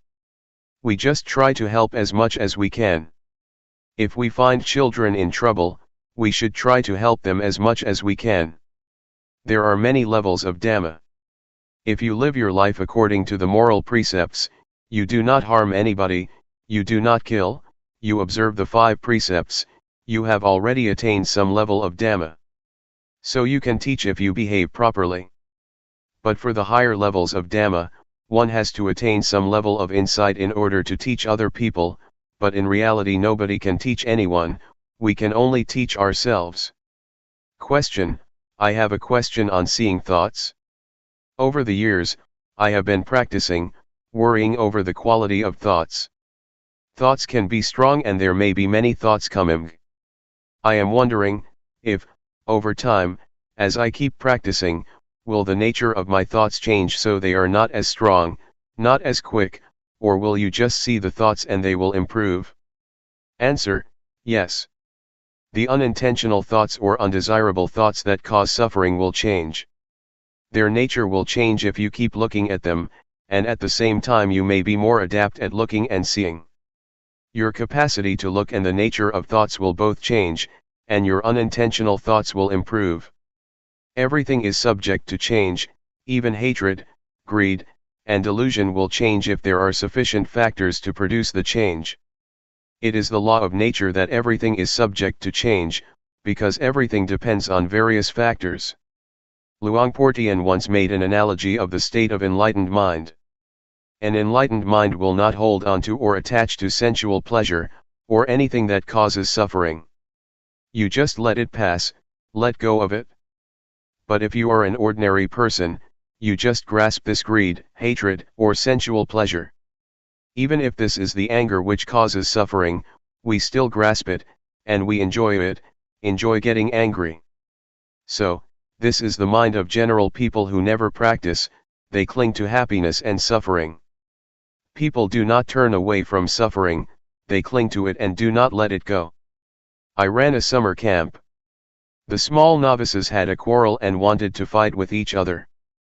I tried to keep them from kicking and striking each other, but they still wanted to punch each other. They wanted to preserve the anger, they clung to it and would not let it go.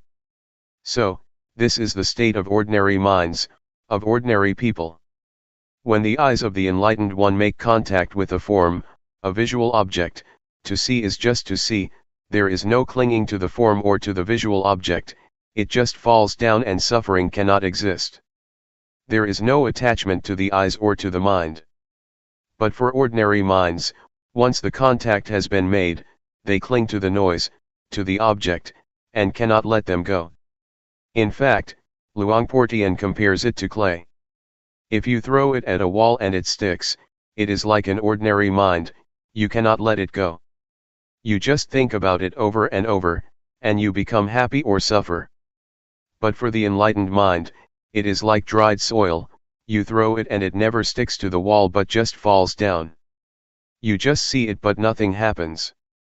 Question: is appreciation of beauty a judgment? Answer: that this is beautiful or this is ugly is just convention. The mind of the enlightened one is like the leaf of the lotus that cannot be stained by water, not even a drop. The enlightened beings live in the world but cannot be stained or polluted by the world. They do not cling to the world. They are beyond the world, but they live in the world. The lotus grows out of the dirty mud, but it will never be polluted or stained by the mud. It is very beautiful. This is the mind of the enlightened one. Question: why is happiness a suffering? Is it because it is unstable? Answer: if it is general happiness, it is suffering because it is subject to change. It is just convention. But supreme happiness, liberation, or enlightenment, is different. No happiness is greater than enlightenment. June 12, 1997. Foundations of Mindfulness. Please pay attention. We have been following the instructions that the Buddha gave in the sutta called Satipatthana, or the sutta about the 4 foundations of mindfulness, which covers all human activities. Human lives or human ways of conduct can be divided into 4, the realm of body, the realm of feeling, the realm of thought, and the realm of mind objects. There are a lot of details concerning these 4 aspects of a human being. Our bodies have experienced a lot of things, we have felt a lot of feelings, encountered various kinds of thoughts, and faced a lot of mind objects or mental impressions. No matter what happens to the body or to the physical form, with mindfulness we can understand the fundamental truth, or the fundamental nature that underlies the activities of the body. Mindfulness gives us insight into the nature of the body. The underlying nature, the fundamental law, that governs the physical realm is what we call the 3 common characteristics: impermanence, unsatisfactoriness, and no self. Feelings are also subject to the 3 common characteristics. Every kind of feeling, whether it results from contact with the eyes, with the ears, with the nose, with the tongue, with body, or with mind, is subject to these 3 common characteristics.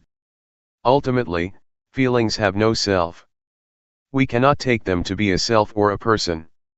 If we do not understand the reality of feelings, we will be their slave. We will try to struggle for the pleasant feelings, we will try our best to protect whatever can give us pleasant feelings. A lot of people are busy possessing objects that provide them with pleasant feelings, but they will ultimately find that they cannot keep them all the time. They are subject to change, to vanish. The Buddha always stresses that a feeling is not self, it is not the person, it is not the individual, so do not take it to be a person or self. Worldly beings who do not practice cannot understand what the Buddha said, but we will be able to understand if we practice hard enough. During the past few days we have been here, we may not have attained this insight yet, but it is within our capacity to see, to understand, and to have insight into the nature of feelings. We should understand mind or mental formations too.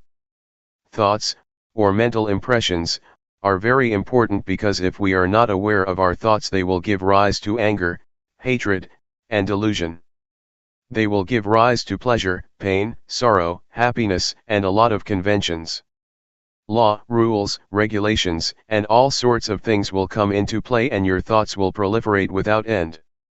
Thus we should learn to understand the thinking process. Can we see thoughts?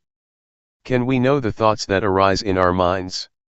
Do we follow the thoughts or do we just know them, just be aware of them? Do we suffer because of thoughts or do they make us happy? Can we see how thoughts are not self? Are we able to see them as void or empty of self? If we understand and see the thoughts that arise in our minds, thoughts are no big deal. We will become their master. But if we do not know the thoughts in our minds, they will control our lives, they will be our masters. To practice mindfulness meditation, we start by cultivating awareness of our bodies. We start at this point and then we become aware of feelings. Once we are confident enough to be aware of body and feelings, we will then go to the next step of being aware of our thoughts. We cannot jump directly to awareness of our thoughts, because we need to be skillful enough or it will cause us trouble. Our mindfulness should be cultivated and it has to start from an awareness of the body and our feelings. Once our mindfulness is developed enough, we will proceed further to train ourselves to be aware of our minds. We have to know the former step thoroughly first. If we ignore the awareness of the body, and jump to the step of mental awareness, we will become easily lost in our thoughts. To handle our thoughts and mental impressions, we need to know their weak points. It is as thought we are going to handle a snake. Snakes are harmful, but the skillful person who knows their weak point can capture them without getting hurt. It is like handling an elephant. Elephants are very big and strong, much stronger than human beings, but if we know their weak point we can capture and harness them. Whatever strength it has, however powerful it is, it does not matter because we know how to handle it. The same goes for our relationship with our minds and our thoughts. We have to know the weak point of our thoughts, then we will understand and will be able to handle them. We should know what their source is and how they are conditioned. With this knowledge, thoughts will not be harmful anymore. Keep knowing your body and mind. Stay only with the knowing, and do not do other than this. Stay firmly with knowing, and knowingness will bring about a change to your mind. We need not do anything to the mind or even the thoughts, but just pay attention to our awareness, the knowingness. Luangpor Teean compared unintentional thoughts to a rat and mindfulness to a cat. For ordinary people, the rat is very big while mindfulness is very small, the cat is very small. If you want the cat to get rid of the rat, you have to feed the cat properly, so that it will grow bigger and bigger until it can catch the rat. So what is the food for the cat, or mindfulness? We have to feed mindfulness with endurance, with diligence, and with constant effort to cultivate our mindfulness. They will develop our mindfulness, and mindfulness will do its duty on its own, handling, replacing, or removing the thoughts from our minds. We do not need to do anything with the thoughts. Just allow your mindfulness to grow and mindfulness will do its job. So, try to be firm on this principle. Does it sound difficult? Now let's talk about the fourth category, mind objects. There are two kinds of mind objects. One belongs to the realm of wholesomeness, and the other, unwholesomeness. Wholesomeness will enable us to be skillful, to be wise, and to be intelligent. It keeps our minds normal, stable, and unmoved by pleasure or pain. The unwholesomeness mind object, the second kind of mind object, always brings trouble to us. It creates a lot of suffering, and it turns one's mind to hell, to be animal-like, or to be a ghost. So, this is what we should be aware of. If we understand these four aspects of reality, body, feeling, thoughts, and mind objects, we have already covered all aspects of a human being, and our study is completed. So try to be familiar with these four realms of our lives, and learn to cultivate awareness of body and mind, of thought and of mind objects. Once we finish such study, our minds will become the noble life, the life that is harmful neither to ourselves nor to other people. It is called noble. Noble means harmless. Do not become stuck in doubt, in uncertainty. I can assure you that all kinds of sufferings, defilement, and unwholesomeness are born out of our ignorance of the nature of body and mind, and strengthened by it. Once we have attained insight into body, feeling, mind, and mind objects, these four aspects, our lives should be liberated. What I have learned, and have not learned much, I learned about these four aspects of life or reality. And, Luangpor Teean did not teach much, he only taught these. Once I understand these, I no longer need the master. I no longer search for or seek any master. My study has been finished, my search finished, and now I do not need master anymore. Now I have no fear at all. I have confidence in myself because I do not teach for fame, for wealth, for material gain, or for any reward. I just want to help people to understand themselves, and to realize the truth. What I have said are just words, but it is not what I have memorized from any texts. I have not much learning, but what I share with you is from my direct experience, from my own realizations. That is why I am confident speaking and sharing with you. That is all. Please regard all of us as brothers and sisters. The Buddha is the father, Dhamma is the mother, and Sangha is the brothers and sisters. Question: how does one know it is time for him to tackle with thoughts? Answer: you are ready to see the thoughts once you can know a thought, when a thought arises and you are aware of it, and you are not dragged by thoughts. If you are still being dragged by thoughts, leave them behind and just pay attention to body and feeling. It is like learning a language. In the beginning, we have to learn from a teacher, and the teacher has to start from A, B, C, D. A, B, C, D, or the language, is still something out there, but once we internalize it, we become one with the language, and we are skillful enough to use the language. The same is true of the practice. We need to practice until we become confident enough, that it becomes our habit. When a thought arises, you are immediately aware of it, and can handle it properly. The more we are confident, the more we are able to handle or to control our minds. Finally, awareness will lead us out of suffering. If we still become lost in our thoughts and are still moved by them, still get happy or suffer because of them, it is not time yet. Anyway, for beginners, the first step of practice is not to keep knowing the thoughts. Please be aware of the body first. Once you are competent enough, it is okay to go ahead to the next step of mental awareness. Question: how do you get rid of drowsiness during the practice? Answer: it is natural to get drowsy. Everybody has to face this problem and overcome it. Otherwise, it will become an obstacle to the progress of meditation.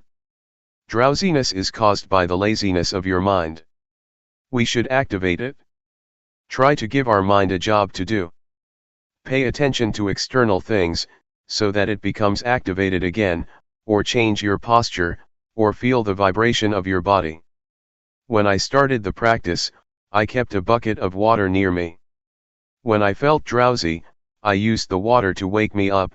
When it didn't work, I just put my head into the bucket to wake myself up. Do not close your eyes.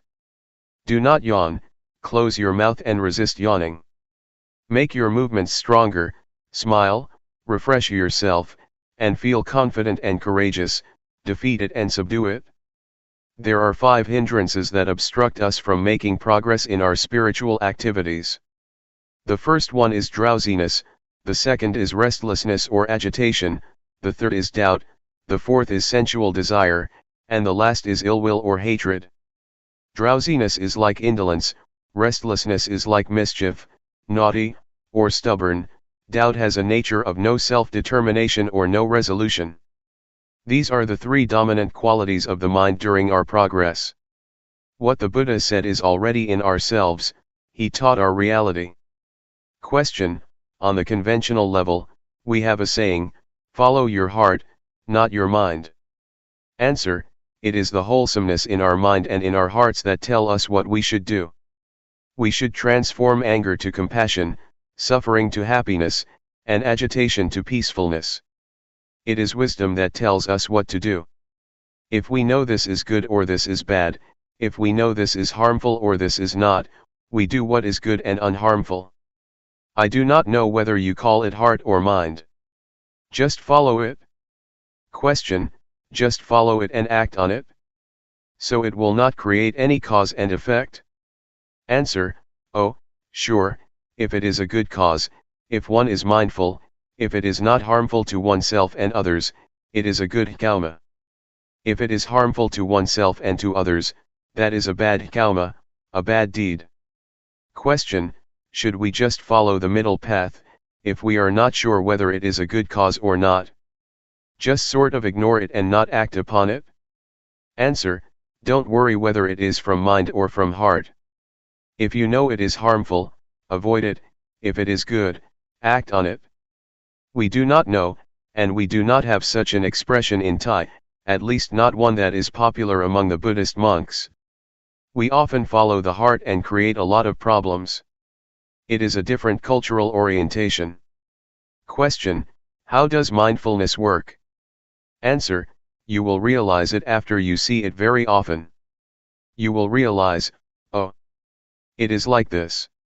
It is a matter of how frequently you see it. Avoid thinking, analyzing, or reasoning. Watch your body until your mindfulness is developed enough, and your mindfulness will be like a fire alarm, a smoke detector. The smoke detector never watches or keeps looking for smoke, but once it detects even a small amount of smoke, the alarm goes off. Mindfulness is like that. You will be aware of even a small portion of thought that arises automatically, without intention. So allow mindfulness to work on its own, do not order it or command it. Mindfulness works like that. Question: can you comment on psychic power, miracle, or New Age? Answer: if it happens and you become attached to it, there is the problem, but if you just see it and let it go, or if you are just aware of it, that is good. But normally people are attached to it. They want something special, but psychic power is not the real miracle. The real miracle, according to the Buddha, is the ability to be aware. When you sit and know that you are sitting, that is the supreme miracle according to the Buddha. Psychic power is the result of concentration, not awareness. If you have strong concentration, then your mind becomes powerful. Monks or people who practice mindfulness meditation seldom attain this power, but it is a shortcut to enlightenment, because you are unlikely to be distracted by psychic power, so you go ahead. Otherwise, you see flowers, you see shopping centers, you make visits, and then progress is delayed, but the delay is enjoyable. As for New Age, do not pay attention to things out there. They are just technology. If you enjoy technology, such as computers, it may seem like progress to you and you may enjoy spending whole day with the computer. You are better in terms of power over technology, but you are not any wiser than other people. Technomania, the same mentality for those who are interested in psychic power in Buddhism, leads to suffering. June 13, 1997. Lifetime practice. We have already studied the sacred Buddhist texts, especially the text on the four foundations of mindfulness. We practice through our experience, which is in reality the sacred text that is already in ourselves. With our practice, we have investigated into the text which is the experience in ourselves. We have investigated or trained ourselves to be aware of body, feeling, mind, or thoughts, and mind objects, the key points in this sacred Buddhist text. How can we see them? We see these four phenomena through mindfulness. With mindfulness, we are able to understand the reality of these four aspects. We have to cultivate mindfulness or awareness in order to see these four aspects of reality, otherwise, we cannot have understanding. We cannot know body, feeling, thoughts, and mind objects with intellect, nor through reasoning or analytical mind. The only way is to realize, to experience ourselves, then the realization will arise. We have explored the realms of the body, feelings, mind, and mind objects. In fact, there are many details in the realms of body, feeling, thoughts, and mind objects. The more we practice, the more we experience the reality of these four realms, the more we are familiar with the sacred Buddhist text. Keep trying. Keep practicing, so that you will be familiar with awareness, and gain an understanding of the nature of body and mind, of the condition of body, and of the activities of body and mind. You will achieve insight into body and mind, and will have a thorough understanding of body and mind. If you reach that point, you will have already finished the study of this text, this sutra, and you will be able to handle feelings properly. Feelings are everywhere, but I would like you to be stable like stones. Stones are here, stones are there, stones are everywhere, in Thailand, and in America. Stones are the symbol of stability, of constancy, of normality. So, if you handle feelings properly, and know not to be moved by whatever feeling it may be, or whatever feeling you may experience, your mind will be normal and constant, not getting high or low because of feelings, pleasant or unpleasant. If we do not know the nature of feelings clearly, we are going to be their servants. We will run after feelings, struggles for pleasant feelings and run away from unpleasant ones. Feelings, especially pleasant feelings, can lead to war. They bring a lot of consequences. Our lives will be dependent on pursuing pleasant feelings. That is why suffering arises. So, please understand feelings properly. Everyone has body and mind, and we have to stay with body and mind. We also all share the same feelings and mental impressions. They are present in all of us. If we understand body, mind, feelings, mental impressions, and mind objects, we will understand each other. We will realize that everybody is one, the same. So this sacred text can be applied universally. The Buddha has already laid out the formula to understand human beings, to understand ourselves. So, please try to learn the sutra, this text, through our practice in cultivating awareness and mindfulness. If we know this reality thoroughly, completely, our search for the meaning of life is complete. We have already graduated, there will be no need to study anymore. We get high or low, depressed or happy, feel pleasure or pain. We are up and down because of feelings or emotions, because we take them to be substantial, to be a person. We make them personal because we do not understand the real nature of these mental impressions. Somebody may feel, during the practice, that they are tired. But if you understand mental impressions clearly, you would rather say, tiredness is present in me, not, I am tired. We do not take tiredness to be ourselves or to be a person. So please develop an observer in your mind, within yourself. Just see the feeling, acknowledge it, notice it, don't identify with it, and you will learn how to be free of it. So, keep looking into yourself, keep observing, keep seeing, and you will be free, will see, will understand its real nature. If you see it frequently, the truth of body and mind will reveal itself for us to see. Actually, the truth reveals itself at every moment, but since we do not know how to see it, we miss it. There are a lot of consequences of not understanding the truth of body and mind. Defilement, anger, hatred, delusion, selfishness, and suffering, are all results of our inability to see body and mind properly. So, it is very important to learn seeing body and mind, to be aware of body and mind. Thought, or the thinking process, influences our speech and our conduct. Thus produces a lot of consequences and affect people in various ways, from one person to another, forming chain reactions. So, simply put, thoughts can produce a lot of consequences. But if we see the thoughts and understand their nature, they will not have as much influence or consequences. Unintentional thoughts cannot last if you see them. If you are aware of them, they are not substantial. Once we are aware of them, they just fade away, so do not think they are substantial. Just be aware of them. They cannot produce consequences. A thought has no end, it is always concocting reality. If we do not know the way of the thought, it will start another one and another, without end. There is a story of a dog in a monastery.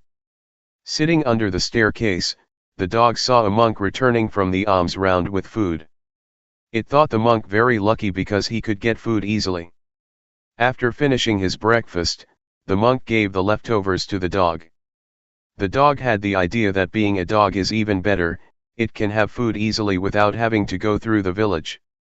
But after a while, a monastery boy beat the dog and the dog changed its mind. I would like to be the boy because he can beat the dog, he is superior to the dog. After the boy went to sleep, a fly buzzed over him, and the boy made a fuss trying to get rid of the fly without success. So, the dog thought being a fly would be better because he could disturb the boy, and the boy would not be able to get rid of it. A while later, though, the fly flew to the dog's mouth, so the dog just stretched his tongue out and caught the fly. He finally realized that to be a dog is better because he could overcome the fly. This is the concocting mind, the power of compounded thinking without end. We change our minds all the time. In a thought itself, there is truth, the truth of the thought, the cause of suffering as well as the cause of happiness, the truth of the way, the suffering and the way out of suffering, the truth of attachment and the truth of detachment. Thought is not a self, it is subject to condition. You have to understand that thoughts are created by conditional factors. They cannot exist alone. So we have to understand the conditions that produce the thoughts. All kinds of truths about suffering and the cessation of suffering can be learned, can be known within the truth itself. Truth is not a self. It is a condition. You have to understand. The Buddha said to Sariputta, that things and existence are produced by causes. They are governed by the law of causality. If you want to extinguish this, you have to get rid of that, because that is the cause of this. This is the law of causality, the law of dependent origination. So, if thoughts are subject to this law, they have causes and sources. If we want to get rid of an undesirable thought, we need not suppress it or eliminate it, but we should trace it back to where it came from, and then deal with it. Buddha achieved victory because he knew how to deal with the cause of suffering. So, to understand the underlying cause of thoughts, we need to develop awareness. Our awareness should be totally developed, full awareness. The way that the Buddha mentioned in many sermons, including the first sermon, was formalized and laid out in the text of the Four Foundations of Mindfulness. The way that he mentioned is important. If you follow that way, you will learn how to realize the truth properly. The nature of all existence is subject to impermanence, unsatisfactoriness, and no self. If you do not understand this, you will get high in pleasant feelings, and get low in unpleasant feelings. Life cannot always be pleasant, you will sometimes suffer. Our minds are moved up and down. But if we know all objects, all feelings, and do not take them to be substantial, do not identify ourselves with them, they can neither harm us nor disturb our minds. This is what I would like to stress. The retreat is not over as long as we have breath or are alive. We need to practice as long as body and mind exist with us. As long as we still have feelings and emotions, we need to continue our practice. To give you an idea that we are not alone, anything happens to us, noise, voice, people, sight and sound, taste and smell, from surroundings, have involved our lives. We have to learn to deal with all sorts of things properly, so that we will not suffer. June 14, 1997. Buddhist meditation in a nutshell. I would like to talk about the problems of meditation. They are problems that we all share: drowsiness, pain, tiredness, and exhaustion. These problems are quite normal for the practitioner. We have all experienced the same kind of problems. The only duty we have is to be mindful in every moment and in every situation. Whether you are drowsy, tired, or feel pain, try to be mindful in that situation, meaning you are not disturbed by these problems. Do not regard them as obstacles, but take them as experiences that enrich your practice. Because skillful practitioners have to learn how to deal with various kinds of experiences. Do not try to find answers in the intellect or in your brain, or try to investigate into the thoughts, or make reasons for what you have experienced. Just feel. Just stay aware. The practice of awareness will bring you insight or wisdom.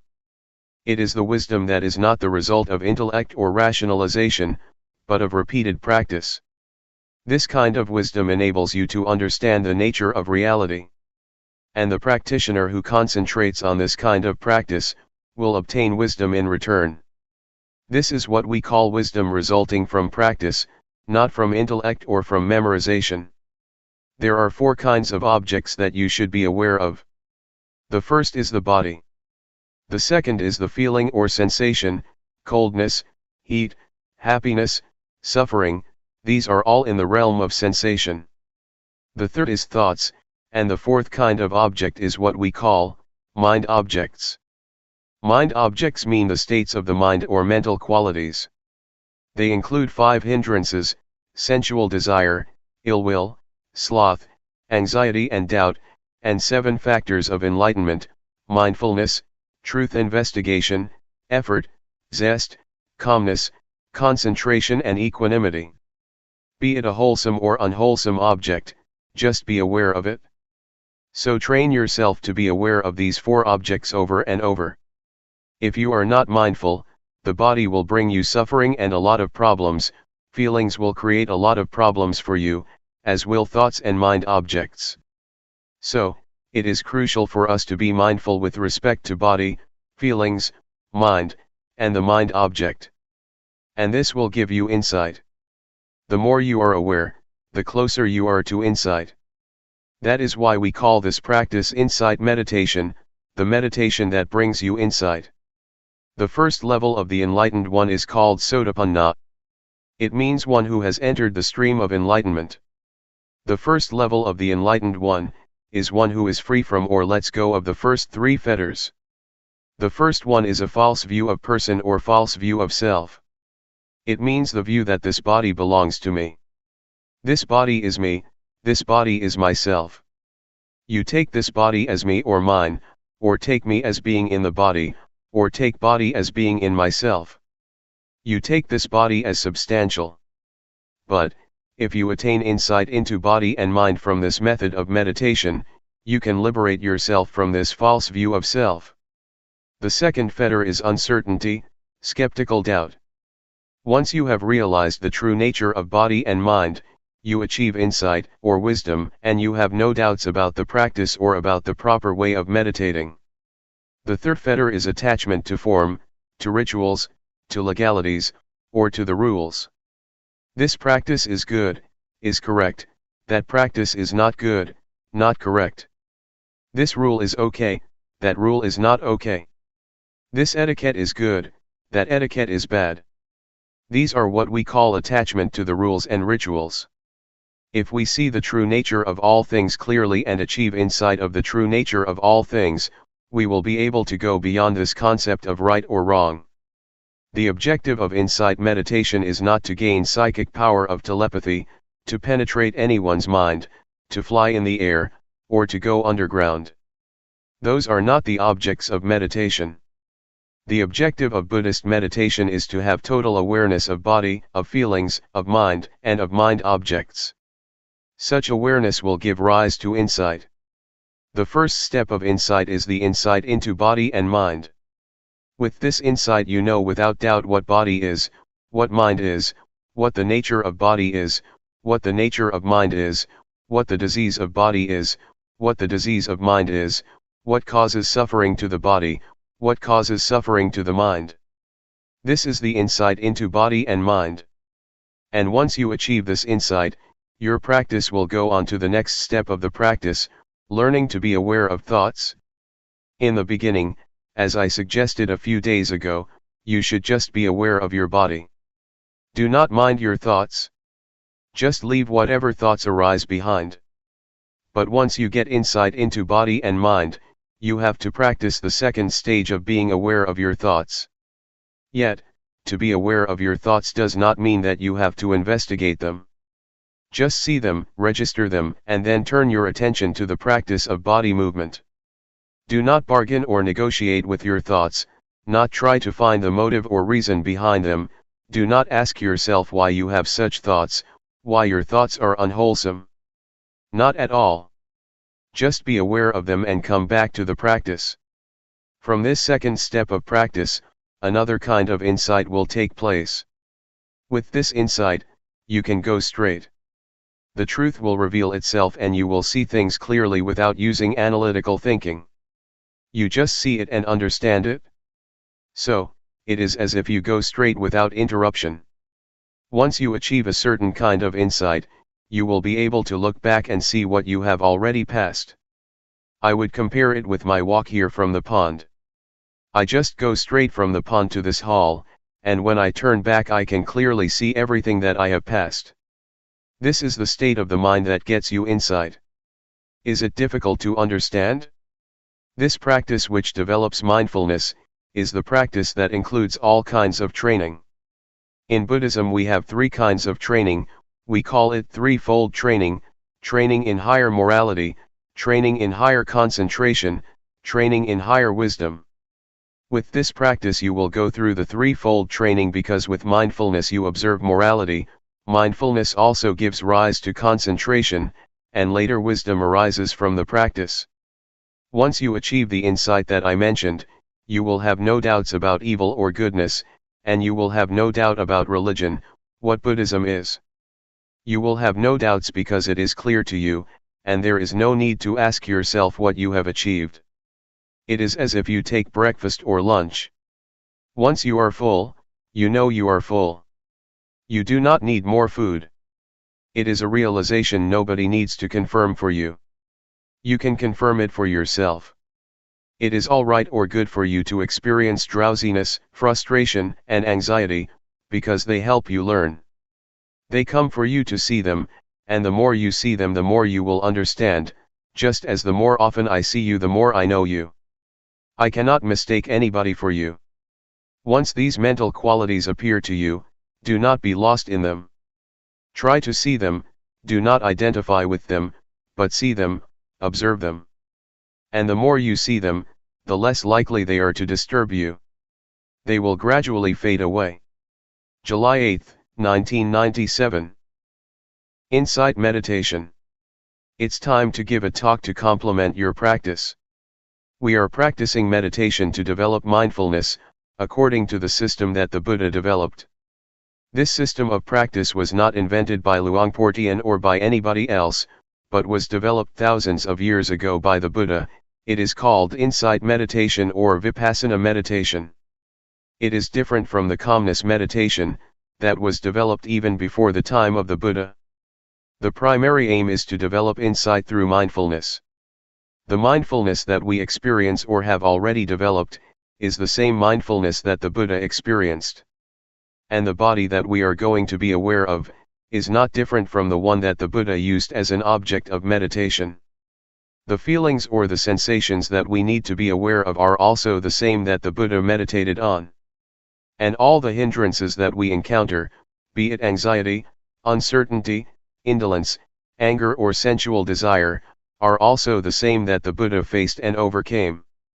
So, what we do is not far from what the Buddha did or experienced. There are two objects that we have to be aware of, body and mind. That which moves is body. The hand's movement is the body's movement. That which receives sense impressions or that which think is the mind. The primary objective is to enable us to be aware of the body in the beginning. This practice enables us to be aware of every moment, every movement we make, either in our daily lives or in the formal practice as we are doing now. Sometimes we take this body as mine. We take our thoughts to be my thoughts, to be myself, or to belong to myself. These are misperceptions, or false views. We should take the body as body, mind as the mind, and nothing beyond that. The body follows the laws of nature. It has its own nature. The body is also subject to change. It has feelings. Do not take feelings or physical sensations as self or as substantial. They are just the condition of the body, just the feeling of the body. The same applies to the mind. There are many kinds of mental states: anger, drowsiness, anxiety, happiness, suffering, etc. These are not the real nature of the mind. They are just the activities of the mind or the conditions of the mind. The nature of the mind itself is peaceful and radiant. Again, do not take the negative emotions as the nature of mind. They are just the conditions of the mind. Please differentiate between these two aspects, nature and conditions or activities. If you have this understanding, the understanding of the nature and conditions of body and mind, you have already achieved insight into the reality of body and mind. When we develop mindfulness, it enables us to see and to be aware of body as body, feeling as feeling, mind as mind, and do not take them to be selves, to be ourselves, to be me, or to be mine. When anger, anxiety, or suffering arises, please see them as they really are. Recognize that suffering is present in me, but I am not suffering. Anger is present in me, but I am not angry. Drowsiness arises in me, but I am not drowsy. Try to see or to be aware like this. Do not take any emotion as yourself or belonging to you. Just take it or see it as it is. That is the proper attitude to have. When you practice mindfulness to a certain point, you will have this insight into body and mind, and the truth of body and mind will reveal itself. What is the nature of body? What is the nature of mind? What is the suffering of body? What is the suffering of mind? What is the cause of physical suffering? What is the cause of mental suffering? These are the truths that will reveal themselves when you attain a certain level of insight, and these will reduce your suffering. You have to look. You have to be aware. Then, insight will occur. If you are lost in thoughts or emotions, you cannot see, cannot understand the nature of mind. If you take this body as self or as belonging to you, you will not be able to understand the real nature of your body. So please keep knowing, and being aware of whatever happens to your mind and body. Do not identify yourself with thoughts, feelings, or emotions. Just see them.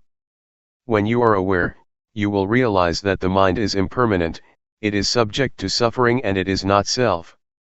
The same goes for the body. The body is impermanent, it is subject to suffering and it is not self. These are the insights, the results of awareness. Can you understand? The noise disturbs us, but sound is just sound. Do not bother with it. Don't be disturbed by noise. Just accept it. That's the way it is. Do not let it have an effect on you. The state of awareness is very important. It is the path. It is the fundamental of holy life. It is the whole of the training. In Buddhism we have three aspects of training, or threefold training: training in higher morality, sila; training in higher concentration, samadhi; training in higher wisdom, panya. If you practice mindfulness, you have already undergone this threefold training. Awareness enables you to be free from thoughts, free from mental states. It enables you to let go of these elements. And if you achieve the full awareness, you will be free from birth, aging, sickness, and death. You will no longer be disturbed by them. Mindfulness is the instrument to get rid of attachment, to let go of attachment, attachment to body or form, attachment to feelings, attachment to perceptions, attachment to mental volition, or attachment to consciousness. These 5 kinds of attachment, or attachment of 5 aggregates, will be dissolved by the power of awareness. The Buddha once said that attachment to the 5 aggregates, form, feeling, perception, mental volition, and consciousness, is suffering. It is the cause of suffering. So if you are able to let go of the attachment to the 5 aggregates, suffering cannot exist. That's why the Buddha calls it the supreme victory, the victory of letting go of these attachments. For this to be possible, you need to have full awareness, total mindfulness, which will enable you to see the way things really are, and to understand the nature and the conditions of things. The nature of things is impermanent, unsatisfactory, and no self. The conditions of things are subject to change. Pleasant, unpleasant, agreeable, disagreeable, content or discontent, these are the conditions of things that keep changing. They are not reality. What I told you is the truth, the Dhamma, it is not a fiction or an invention. And this state of insight is not beyond your reach. It is in your capacity to attain the truth, to realize the truth. Keep practicing. Develop awareness as much as possible. Do not waste your time on thoughts or on the thinking process. Just practice. Do not dwell on your thoughts. That's all for today. July 9, 1997. A handful of Buddhism. We are learning to practice meditation. The purpose of meditation is to develop awareness and mindfulness. The more we exercise awareness, the more we develop it. It will become present in our bodies, and our minds will become familiar with our bodies because of mindfulness. Try to make your mind familiar with your body, so that it will be with your body. People are differentiated by their actions, karma. Karma is the determining factor that differentiates all of us. If we practice mindfulness, it is the action that can determine our lives and have an effect on us. Keep practicing mindfulness. If we practice enough and properly, it already includes the training in higher morality, the training in higher concentration, and the training in higher wisdom, or what we call, the threefold training. There are many things that keep us from being aware, and keep us from knowing. There are sensations, or feelings. If we are caught up in feelings, our mind is turned from ourselves or from the body, and we do not experience awareness. Unintentional thoughts also keep us from being aware. Be they good thoughts or bad thoughts, if we are distracted by them, awareness disappears and we cannot create the desirable karma of practicing awareness. So try to turn your mind away from those feelings and thoughts. Do not become distracted or disturbed by them. If you become aware and keep knowing your body, you will realize later that the unintentional thoughts are like the garbage. They are undesirable and we are no longer tempted by them as before. We do not refuse or reject feelings or thoughts, but we are not to be caught up in any of them. Mindfulness enables us to be aware of these feelings and thoughts, and mindfulness enables us to bring the mind back to the body's movement. We keep knowing, keep being aware, and keep returning our attention to our bodies, rather than being lost in our feelings, emotions, or thoughts. These will give rise to insight. We will see clearly that the unintentional thoughts are garbage that cannot trick us anymore. Formerly we may have enjoyed thinking the thoughts, falling into them, getting caught up in them. But once we see them as garbage, we feel ashamed of ourselves, and we no longer want to bother with them. This is the insight that you can achieve from thoughts themselves. They give you this lesson. When thoughts arise, just be aware of them. And I myself, as I told you yesterday, have been caught up in thoughts for many years, never aware of how they determined my life. But one day I was suddenly aware, I suddenly understood. I suddenly bumped into a thought, saw it face to face, and finally overcame it. My thoughts could not tempt me or trick me anymore. This was the decisive victory. Before that, I was the slave of my thoughts which concocted greed, hatred, and delusion. With thoughts, greed, hatred, and delusion arise. A lot of thoughts become the consequence of those defilements. Once I understood and saw the thought clearly, I became its master. The thoughts cannot be my master anymore. This is the insight, the result of accumulated awareness. The four categories, body, feelings, mind or thoughts, and mind objects, keep coming into our lives. We experience all of them. During practice, they keep coming, keep arising, and keep disturbing our minds. We do not know how to deal with them because we do not have enough mindfulness.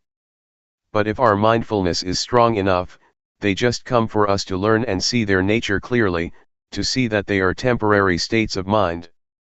There are two kinds of nature, the nature of body and mind, and the conditional state of body and mind. These are the two aspects of body and mind that we can realize, that we can understand. Later we can see where thoughts come from. Where are they? What is their source or origin? What is their stronghold? We can know it all. We will also be able to know the three characteristics, impermanence, unsatisfactoriness, and no self. We will know what they are, and we see everything in terms of them. This insight is possible because of the mindfulness that we keep developing. Everything that we experience can be put into two realms, body and mind. It is all related to these two realms, body and mind, and no more than that. When we are aware of the body and mind, we can see the two aspects that I mentioned earlier, the true nature of body and mind, and the conditional or the temporary state of body and mind. For example, feelings, whatever they are, heat or cold, pleasure or pain, happiness or suffering, these are not the true nature of body and mind. They are just the temporary states or conditions that keep changing. This reality or insight will reveal itself. These are the insights that keep coming to the mind. Be attentive to your practice. Do not bother with the practice of other people, looking to see how they practice, or how long they practice, or how well they practice. Don't worry about whether you yourself are practicing rightly or wrongly. Just keep knowing. Just maintain awareness. Just stay mindful. All your problems will be solved on their own. After you have progressed to a certain extent, you will find that many problems just disappear on their own, like drowsiness or scattered thoughts, etc. Mindfulness is the only fundamental of the practice. Just stay firm with mindfulness or awareness. There is no more than that. With mindfulness, the factors in codependent origination can come to their end. When you have contact with the world and have feelings, they will not produce defilement or any consequences. They just stop there if you have mindfulness. But if you do not have mindfulness, they will produce other factors. So just let the progress of codependent origination stop at the stage of feeling, and there will be nothing more. Once insight into body and mind arises, delusions appear, and the truth will reveal itself. After you have insight into body and mind, another insight will result, the understanding of conventional reality and the ultimate truth. With that, greed, hatred and delusion are reduced. You achieve insight into the three common characteristics of impermanence, unsatisfactoriness, and no self. Again, this will reduce greed, hatred, and delusion dramatically. These are the results of the practice. They are the insights that will occur on their own. That's why I always say that the practice of mindfulness is the perfect formula of meditation. It is perfect in every step, every stage of the practice. There is no more than that. All virtues, all teachings are included in the practice of mindfulness. Be it training in higher morality, training in higher concentration, training in higher wisdom, compassion, loving kindness, generosity, endurance, etc. These are all virtues that you have already practiced through mindfulness meditation. In fact, the key teachings or the key virtues, according to Buddhism, are just a few, just a handful. July 11, 1997. Letting go. What we are doing now is following our Master, the Supreme Master, the Buddha, who developed this meditation a long time ago. He used his body and mind as the text or scripture for studying the Dhamma through cultivating awareness of the body and mind. Apart from the body, we should also be aware of feelings, thoughts, and mind objects. Mind and body are like a sutra that covers a lot of subjects, a lot of knowledge that we should know. We are able to learn about heaven, hell, happiness, suffering, morality, concentration, and wisdom, from our body and mind through awareness cultivation. The causes of disturbances and problems in this world are in the realm of body and mind. On the other hand, the cause of peacefulness and happiness can also be found in the realm of body and mind. I need not explain more about this, but I would like to talk about the practice. The practice can be done by cultivating awareness of the body. Please try whatever techniques that can be used for awareness cultivation. Actually, what Luangpor Teean taught is very up-to-date, never obsolete, very modernized, and suitable for the modern age. This method is a universal one because everybody has body and mind. All of us have the same properties, regardless of nationality, language, race, gender, etc. We all have the same properties of body and mind. Just try to breathe in and breathe out with awareness. When you breathe in, be aware of that in-breath, when you breathe out, be aware of that out-breath. And we will become one. Breathe in and breathe out. Let's try breathing in and breathing out. If we have awareness, all of us will become one. Otherwise, we are different people, behaving differently in our own way. Awareness, mindfulness, or the breath, are all things we already have, so they are not difficult to practice. The awareness of breath and the awareness of the body's movement are the same. So how can we achieve awareness? Nothing can keep us from cultivating awareness. The only factor is ourselves. If we practice, awareness can be developed, it depends on us. We have already done many things, chantings, devotions, offerings, performing merits, studying scriptures, etc. Another thing that we should do is practice meditation. What Zhuangyan Monastery has done is to follow the path of the Buddha, encouraging people to practice meditation. Although not many people are interested, it is a good activity. Other Buddhist practices such as offering food to the monks, offering materials to the temples, observing the precepts, or studying the texts, are not lacking in society. What we lack is awareness.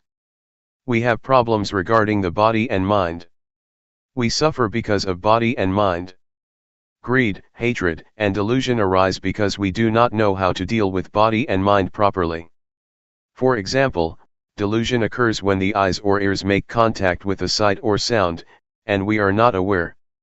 When you have awareness, forgetfulness and delusion just disappear. They are opposites. When awareness arises, the forgetfulness cannot stand. It just disappears. I would like to ask all of us, which, up till now in our lives, has been more powerful, awareness or forgetfulness? It is not difficult for awareness to arise if we start counting on ourselves. Buddhism starts from the individual, transforming the individual first. You need not change the environment or to ask the environment to change at the outset. So if you keep cultivating awareness, you will find the answers to your problems by yourself. The truth about body and mind will no longer exist. I would like to speak briefly for your benefit. We need to let go of everything regarding the mind. Regarding the body, we should learn how to reduce physical suffering and treat it properly. In other words, mental suffering can be reduced by letting go, but physical or bodily suffering has to be reduced by treatment. For instance, when it is hot you have to stay in the shelter and so on, because it is the physical suffering, but if it is mental suffering, you have to let it go. I would just like to encourage you to practice. This temple is a suitable place for teaching and practicing meditation. I like this place very much. We can practice or walk without mosquitoes. In my temple in Thailand, when I moved hand, I have to keep the mosquitoes away, but here it's very easy. So it is a suitable place that provides a good environment for practice. I do not know whether you benefit from this place or not, but I myself benefit a lot. My health is much better and I also have good ideas. 3 years ago, I had interesting ideas, and I put the talks into a small booklet about the Dhamma. Since my talk has to be translated, it can't be continual because I have to pause for the translation. So I only say about 50% of what I would like to. If I were to speak in my dialect I could continue my talk more easily, but that's okay, do not take it seriously. It's better to have a question and answer session. I have to go tomorrow, so this is your last chance. Question: what should I do when I have no thought during the practice, and what should I do when I am aware of my body's movements but all kinds of thoughts arise simultaneously? Answer: what you should do is be aware of the thoughts that arise, that's all. When no thoughts arise, just be aware of your body's movements. When I practice, sometimes I lose my sense of self, but when it seems that I myself have disappeared, I just touch myself to regain my sense of self. Question: with awareness, one may attain the state of no self or even reach the level of arahant. Is the eradication of the 10 fetters that an arahant should achieve, before he reaches enlightenment also possible through awareness? Answer: awareness gives rise to higher morality, higher concentration, and higher wisdom. So, the threefold training is already incorporated in the act of awareness. It depends on how much awareness we have. If the awareness is strong, it can get rid of the fetters one by one. So it depends on how strong the awareness is. The more powerful it is, the more likely it is that it can overcome or dissolve the fetters. Question: how do we enhance the changing conditions of our bodies and minds with awareness during our practice? For instance, what do we do if the mind becomes neutral? Answer: a neutral state of the mind means that the mind is ready to be happy or suffer. Just be aware of that neutral state. If it transforms into a pleasant feeling, just be aware of it. If it becomes an unpleasant feeling, just be aware of it. At the same time, if there is no thought, just recognize that there is no thought. When a thought arises, just be aware of it. You need not do anything with your mind or make it move from that state. Just practice and be aware of your body's movements, that's all. Question: is there any difference between the awareness that we are developing, and the awareness of the Buddha? Answer: they are the same. If you develop awareness to a certain point, your mind will be at the level of sustained observance, constant awareness.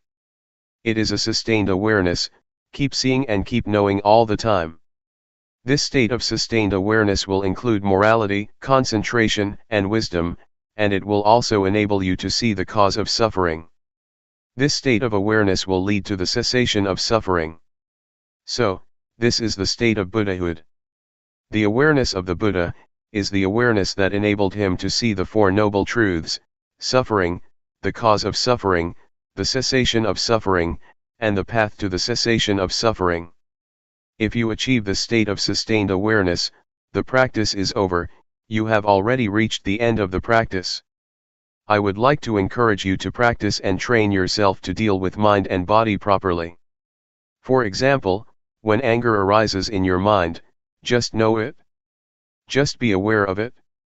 Do not become lost in it or identify with it. The same applies to sufferings and even happiness. Just see it, be aware of it, do not get caught up in it. This will enable you to transcend the world. You will still live in the world and interact with people, but you will be above the influence of the world. Question: is it alright to use wisdom to penetrate greed that comes on very strong and repeatedly, instead of just being aware of it as Luangpor suggested? Answer: it is alright for you to penetrate it like that. In fact, awareness itself can be transformed into an act of penetration. If you penetrate, you can see how impermanent, unsatisfactory, and selfless greed is. Yes, it is alright. Greed is the desire to have more. If you work and get $7 an hour, you want more, $10 or $15. That is greed. But if you work and get money in return, say $7, and just concentrate on the work you do, that is not greed. Greed is a desire that arises in the mind, not the act of working to earn your living. July 12, 1997. An outline of the insight. I am just repeating an old story, because this is the old path that the Buddha walked a long time ago. It is the single path, the supreme path, that we should walk for our well-being. That which finds the path is mindfulness. Mindfulness will tell you the right path. It is the mental eye that sheds light for you while you are traveling on the path, and it will tell you whether you are walking on the right path. In fact, mindfulness is not out of the realm of body and mind. The more we are aware, the more we are able to understand the body and mind.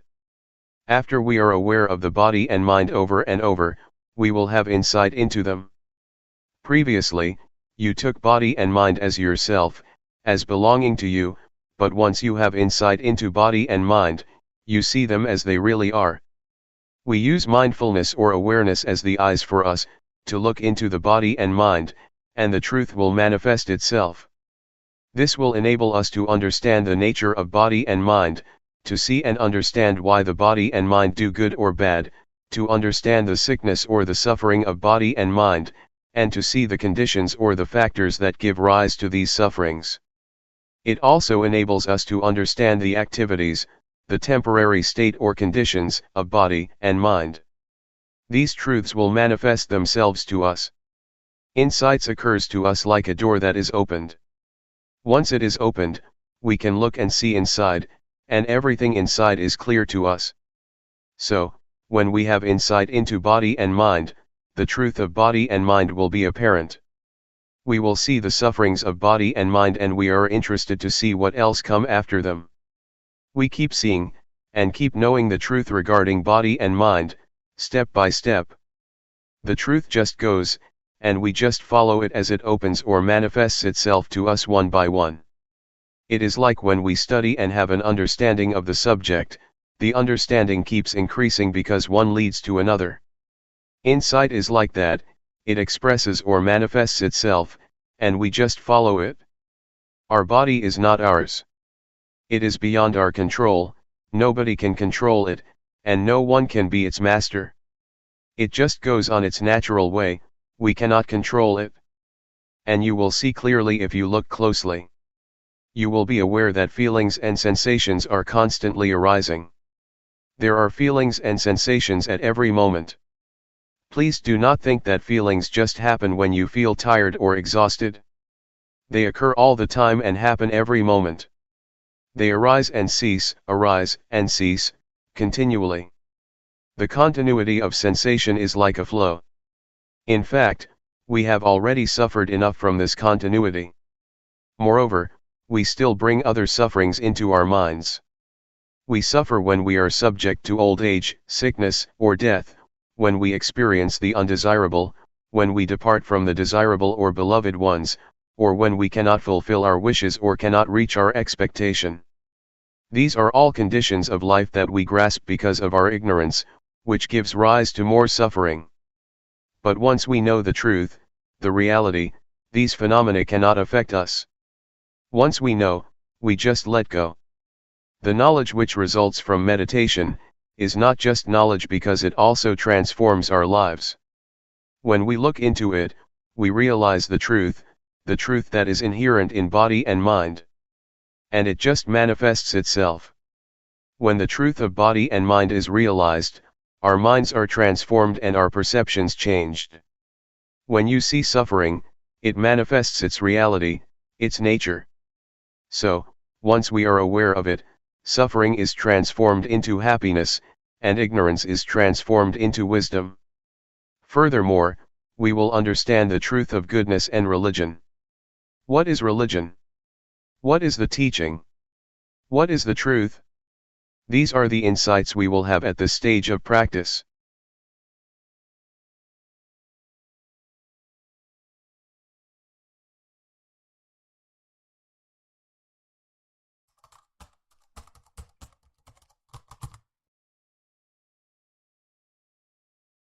May all beings be at ease. Whatever living beings there may be, whether they are weak or strong, omitting none, the great or the mighty, medium, short or small, the seen and the unseen, those living near and far away, those born and to be born. May all beings be at ease.